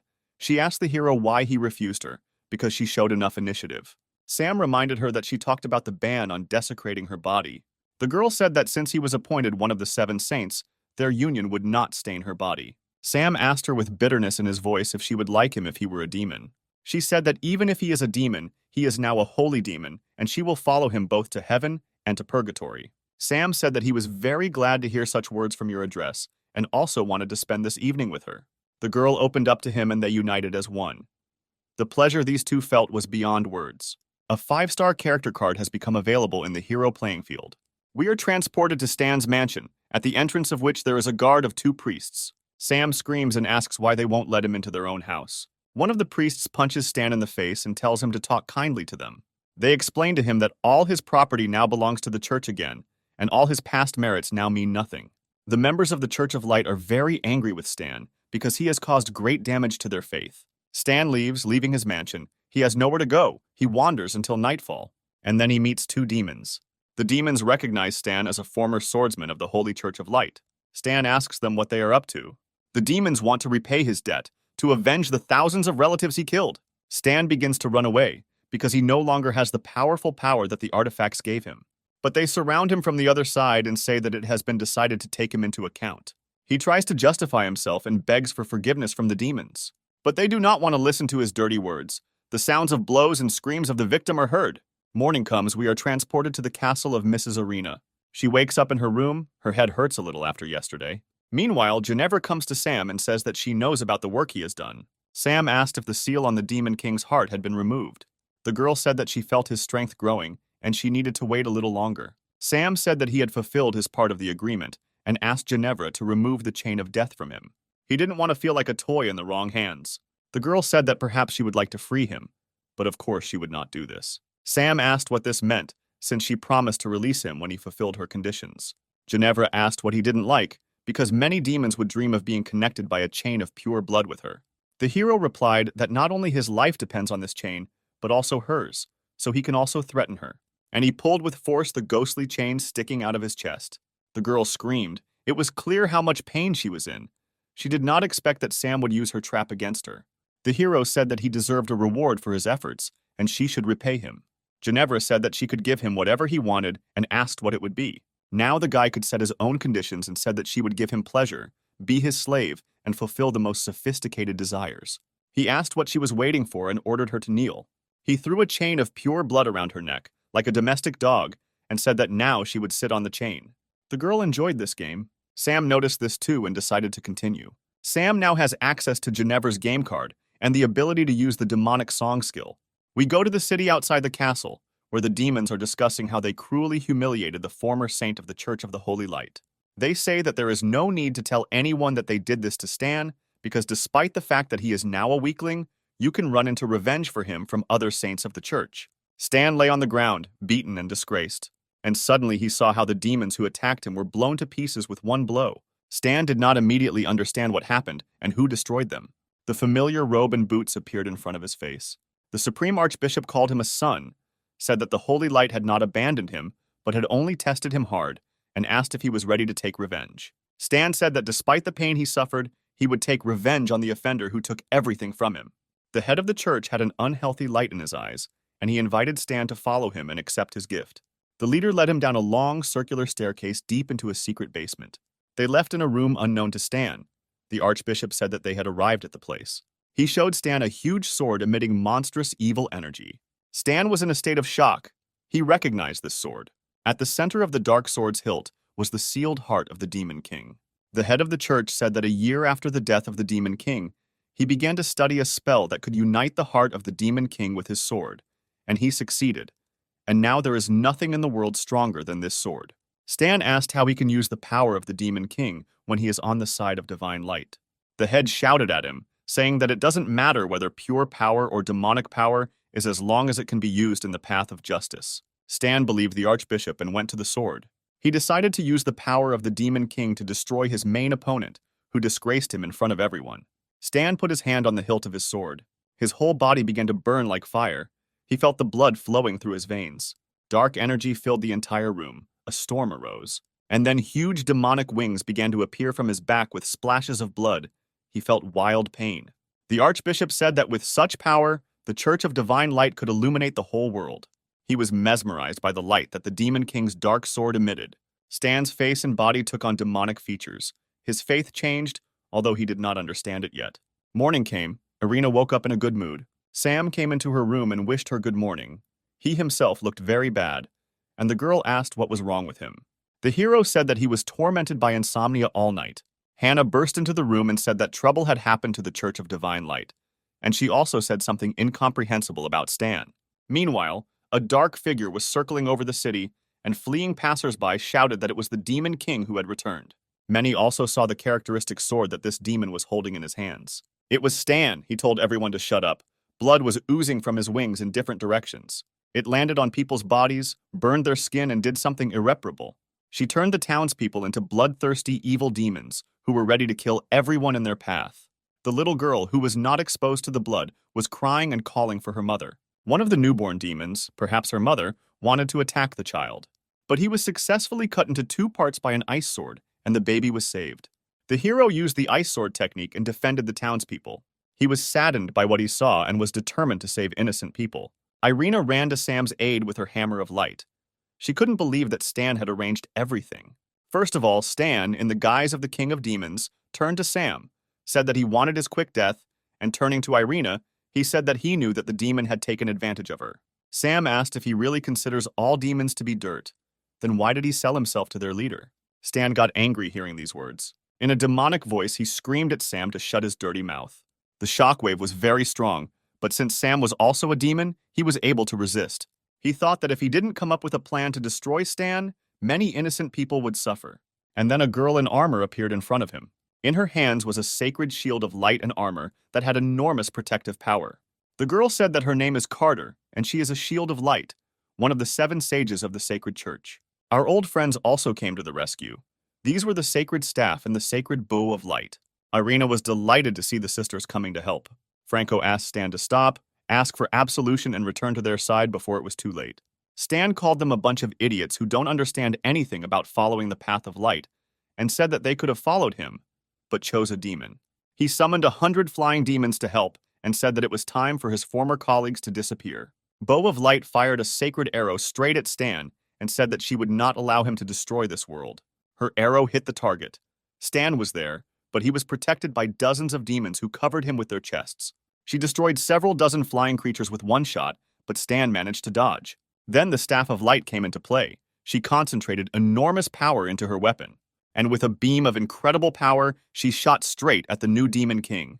And again, dozens of demons died defending their king. The powerful blow struck nearly 100 demons. It was Vanessa, the Fist of Light of the Sacred Church, who also decided to join the fight against a dangerous opponent. A new batch of demons protecting their king was sent to another world. The girl's name was Trosi. She was the Spear of Light of the Sacred Church. Stan was angered by the unity with which the 7 sages of the Church of Divine Light fought and protected the people. In one leap, he reached the place where Vanessa and Trosi were and used a demonic strike of darkness against them. The girls had no chance to stay on their feet, so great was its power. The girls flew, hitting the ground. Having landed and risen to their feet, they began to plan how they could defeat him. While Stan was distracted by Vanessa and Trosi, the Bow of Light went around him from behind and delivered a powerful blow. However, the enemy was able to easily dodge the flying cleansing arrow and caught it at incredible speed. The girl did not understand why her arrow had no effect on Stan, because no one had yet been able to dodge it. Stan broke the cleansing arrow with one hand and said that he was tired of playing children's games and it was time to fight. He used a black magic spell and created a world of demons around himself, the energy of which was destructive to everyone except demons. The black aura of the demon world spread further and further into space. The members of the 7 saints began to feel how demonic energy was taking away their vitality. Stan said that demonic aura will take away all the energy of the Holy 7, and then this energy will be transferred to the demon race. This energy had a different effect on Sam. He felt an incredible surge of strength. After all, Sam was a demon and had an advantage over the 7 of the Sacred Church. He tried to attack Stan using the Sword of Divine Light, releasing a scorching flame with a blow. The flame was of enormous power and rushed towards the enemy at speed. Stan cut the flames with one swing of the Demon King's sword, and it disappeared. He said that despite the fact that Sam is also a demon, he does not have the strength to resist the Demon King. The battle took place in the sky. Irina saw that Sam was not affected by the demonic aura. She realized that he was really a demon. Stan said that Sam was still alive only because he wanted everyone to see how he would suffer, and began to generate demonic energy in his hand. Energy comparable to a tsunami erupted from his hand and was directed at Sam. Shield of Light rushed to Sam's defense. She was in time, but from the impact her shield began to crumble into fragments. She lost consciousness and began to fall from a height to the ground. The fall was very fast, no one had time to catch her, and the fall broke the ground under her feet. Irina asked why the Shield of Light helped Sam, because he is a real demon who deceived everyone. Carter called Irina a fool, and said that the race of a creature does not matter if he stands guard over the divine light and fights for the lives of other beings. Irina was surprised to hear Carter say this, but was very pleased, because she still loved Sam no matter what. Stan told Sam that the Holy 7 could not save him or themselves from death, and there was no point in trying. Stan said it was time to end these games and move on to a more serious fight. Sam stood on the demonic barrier, and Irina shouted to him that the other saints would transfer their powers to him through their sacred weapons so that he could resist the Demon King. At this moment, artifacts of other saints began to appear on the sacred blade of the sword. Sam began to feel an even greater surge of strength. Sam's body became more and more energy. It grew and began to displace the demonic dome created by Stan. And then the hero felt how the chakra became stable, and its level increased 6 times. A powerful bang and puffs of smoke filled the space where Sam was. The smoke began to clear. Something happened. Sam stood, and in his hands was still the restored and improved Shield of Light. The Night King was surprised that Sam managed to restore the artifact he destroyed. Sam thought how cool the battle would be, because it contained everything he had ever heard about from ancient stories: 7 artifacts, 7 sages, a Demon King, a demonic barrier. The Demon King looked at the hero and did not understand whether he should be afraid of him, or if he was just the same dirty piece of crap as before. Sam said that he may not consider him his equal, but he should know that his strength has increased manifold. The hero took out a Spear of Light. It was also improved. The Demon King became increasingly worried, because he had never seen 2 sacred artifacts in the hands of one person at once. Sam used the tornado technique and Stan was spun in the insane energy of the power of the Seven Sages. He could not defend himself and stopped spinning under the rush of energy. And then Sam, taking advantage of the moment, used a fist of light to strike his enemy. With the help of the third artifact, Sam was able to strike an enemy who had recently been out of reach. Stan recovered quickly from the blow and got to his feet. But he couldn't believe that the Demon King could be struck by some weakling from the village. He still didn't consider him a strong opponent. Stan decided to summon servants from hell because the power of the Demon King allowed him to do this. He ordered the demons to kill anyone and everyone who met them on the way and asked the hero if he could now protect the inhabitants of the city. Sam began to piss him off, asking why such a strong and powerful Demon King only does this and calls soldiers to his aid. Sam also managed to activate a barrier of light, which increases his skills and damage to demons by 100%. The barrier of light began to act on the demons in a murderous way. They tried to escape from it, and the hero asked them to go back to their purgatory so as not to die fighting for the wrong Demon King. They listened to Sam because they saw that he was also from their race. Stan became angry when his servants listened to Sam's words and left the battlefield. He said that he had many more tricks up his sleeve to kill Sam. But Sam shot a sacred arrow from a bow of light and distracted the enemy. He said that he was not going to wait for the Demon King to use a new move and swung the hammer of light at his opponent. The blow landed straight on Stan's body, and he had no way to dodge it. He flew across the entire city square, unable to stop. Sam used the technique of concentrating all the energy in one weapon, hovering in the air to accumulate it. And the hammer of light in his hands united with other artifacts and turned into an improved blade of light. Sam has a new ability, Demonic Wings of Light. He raised his new blade upward and began to gather the energy of light and darkness. It looked like he was now a Demon King, but fighting on the side of light, the fire blazing, fanned by a sacred aura. He used a strike of divine light and sent all the energy towards his opponent. An explosion occurred. The ground shook underfoot, but this fire did not destroy anything living. Only the Demon King received damage. And so we see Sam standing in the middle of the square, exhausted and trying to catch his breath. He succeeded, Stan disappeared, the demonic aura began to fade. But she did not completely leave the city and continued to fly in the air. Ginevra appeared. She was shocked by what she saw and decided to help get rid of the Demon King, and said that the black aura would not dissipate until it acquired a new body. Then it could be sealed. We see the broken sword of the Demon King on the ground, in the hilt of which his heart is pulsating. Ginevra says that she has a plan to seal the Demon King forever, but it is very dangerous. The hero asks her how to do it. The girl says that only a very strong demon who is not afraid of the sacred light can try to seal the Demon King within himself. Sam asks what could happen if he doesn't succeed. Ginevra says that she does not know this, since no one has tried it before. It is just an ancient legend, and it is unknown whether anyone's body can withstand the king's power and not succumb to his dark heart. Sam's in-game interface shows that the quest has been completed, and he can complete the mission.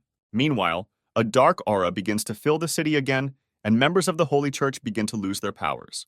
The hero decides to stay and help the people who believed in him, despite the fact that he belongs to the demon race. He picks up a dark sword with the heart of a Demon King, and he feels pain piercing him from the inside. His body is burning, and his mind is switching off. He begins to cough up blood and feels his internal organs melting. The saints do not know how to help him, but they really want to save him. Ginevra says that he can be helped, but this requires as many people as possible. He says that they can absorb the power of the Demon King from Sam's body and destroy it in small portions inside their bodies. Ginevra used her demonic power and began to create a place to suck the energy out of Sam's body. She created a large room with a huge bed on which she laid Sam. He felt bad, he was shaking. Ginevra asked to be the first to come to Sam's aid in the fight against the Demon King. Irina wished her good luck and said that she would restore her strength and wait in line.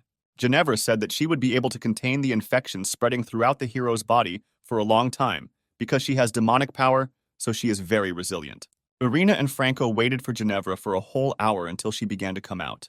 The girl could barely drag her feet, said that she did not think that everything was so serious, and she could no longer stand on her feet and experience these constant cramps.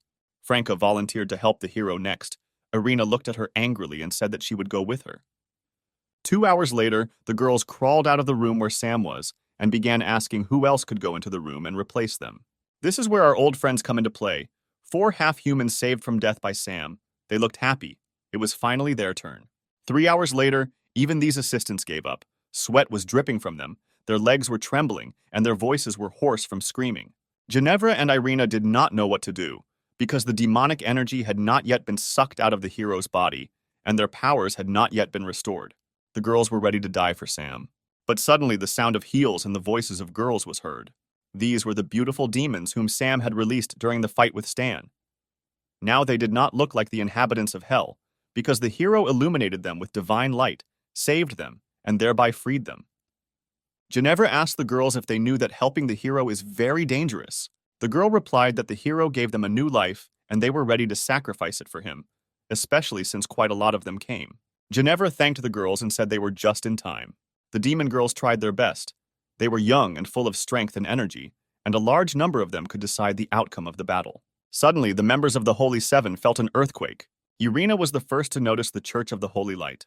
A huge figure was moving towards them from the direction of the church. She looked like a 100-meter stone sculpture made according to sacred motives. This monster was controlled by the Archbishop. He admitted that his goal was to combine the holy light with the magical energy of the great demon realm to create the ultimate power. The stone sculpture moved towards the place where Sam was, destroying everything in its path. She pulled out a huge sword to destroy Sam and allow the Archbishop to absorb the power of the Demon King from his body. A huge, devastating blow was sent to the house where the hero was helped to free himself from the evil chakra. Debris of earth and buildings flew in different directions. Irina began to scream in panic, but Ginevra told her not to worry because she could feel the next level of energy coming from the house and knew it was going to be fun. We see a hand stopping a huge sword of a stone statue. Who would have thought? This is Sam in a new guise and a new demonic suit with horns. He holds the enemy's sword with one hand. A split second and he still breaks this sword with one hand, and it crumbles into small fragments. The Archbishop is furious. He does not understand how Sam managed to cope with such strong energy. He generates light chakra in the hands of the statue and is about to send it towards the enemy. Sam says that it is difficult for him to control this energy in his body for a long time, so he will finish everything very quickly. He creates a spinning sphere of celestial energy in his hands, and he shoots it straight into the giant's chest, where the Archbishop is. The result is a fireball of such power that even Itachi would envy it. The fire, created by combining the energy of light and darkness, leaves no chance for the Archbishop to win. The mission is completed, the enemy is defeated. Sam fell to his knees, his demonic god suit began to fade. He still found it difficult to control such power. A few seconds later, he was lying on the ground unconscious. Irina quickly ran up to him and tried to help him, but he did not come to his senses. And then she heard someone tell her not to worry and leave the matter of saving Sam to them. Sam's most important friends, two princesses, Siri and Maggie, and the former owner of the salon, Alice, appeared and asked how this guy got into trouble again. Irina clearly didn't trust them and asked how they got here and what they had to do with Sam. Maggie said that the three of them were able to help him, and Alice said that Irina did not know them at all and could not talk about whether they could really save the hero or not. Siri said that she would tell Irina some secrets about Sam, and she would understand everything herself. We are transported to the system space of the game. Sam wakes up and doesn't immediately realize where he is now. He got dressed and left the room in the hope that someone would explain to him what was happening. Before he could leave the room, he saw a huge table flying towards him. Out of surprise, he did not have time to dodge, and the table flew right into his face. This table flew into Sam from a blow from Irina, who was trained by Princess Siri, who did not even notice how the table hit the hero. They apologized to him, as they did not expect that their training could harm him. Sam's nose was bleeding. Irina asked Sam how he was feeling, whether he was able to conquer the power of the Demon King that settled inside him. Ginevra explained that Sam could not yet fully control the power of the Demon King. He was able to seal it, but not use it to its full potential. This needs more time. Sam asked Ginevra how she ended up here. She replied that all her life she wanted to follow the King of Devils, and it doesn't matter who he becomes. And now the king's power is forever sealed in the hero. Sam said that he understood why Ginevra was here, but why Irina was here too, why she didn't stay to guard the sacred Church of Light. She replied that after what the Archbishop did, the church lost its authority, and also all the power of the Holy Seven was absorbed by the hero. And now there is no point in the girls being in the church. Also here were the rest of the girls from the members of the Holy Seven, who said that they did not regret losing their jobs, because they were able to find a new, worthy leader. Then Hannah, who suddenly appeared, rushed to hug the hero. She stated that the half-human girls whom he saved from slavery and death would also serve him faithfully and follow him to the ends of the earth. Sam became more and more surprised by the number of people who followed him. The rest of the rescued people also confirmed Hannah's words and said that he couldn't escape them. Sam said he wouldn't have any problems feeding a few more friends and finding a home for them. Princess Maggie told the hero that everything is not as simple as he thinks. Siri did not want to keep the intrigue and said that they were not the only ones who returned to the gaming space for Sam. Sam couldn't remember who else might have gone after him or who he had saved to make it happen. And then several hundred demon girls from hell appeared, whom Sam did not kill, but shed sacred light on them and freed their consciousness from the control of the Demon King. Ginevra said that these 200 girls helped free his body from the evil energy of the Demon King, and without them, he would have died. Sam said, although it is very difficult, he cannot leave the girls in a difficult situation. If they want to follow him, then he will help. Sam decided to use the game system to build a house that would accommodate the required number of people so that they could live in comfort. He spent several thousand game points to build a magnificent palace with a capacity of 500 people and complete infrastructure. He also understood that all his girls were fighters and they needed to train, and he built a training camp for them. He also built an alchemy room, a forge, premises for growing vegetables and fruits and other premises. The game fairy asked him to be more reasonable and not spend so many points if he is not sure of the need for a purchase. He also found a home for himself, which could increase his demonic energy and maintain the energy of light. It was a large mansion with everything necessary for life. Sam's main girlfriends decided to visit Sam's new house. Irina was the first to enter the house, and she was shocked by the sensations that this house gave, because it allowed ordinary people to feel the power of demons. Ginevra said that Princess Maggie has already mastered this energy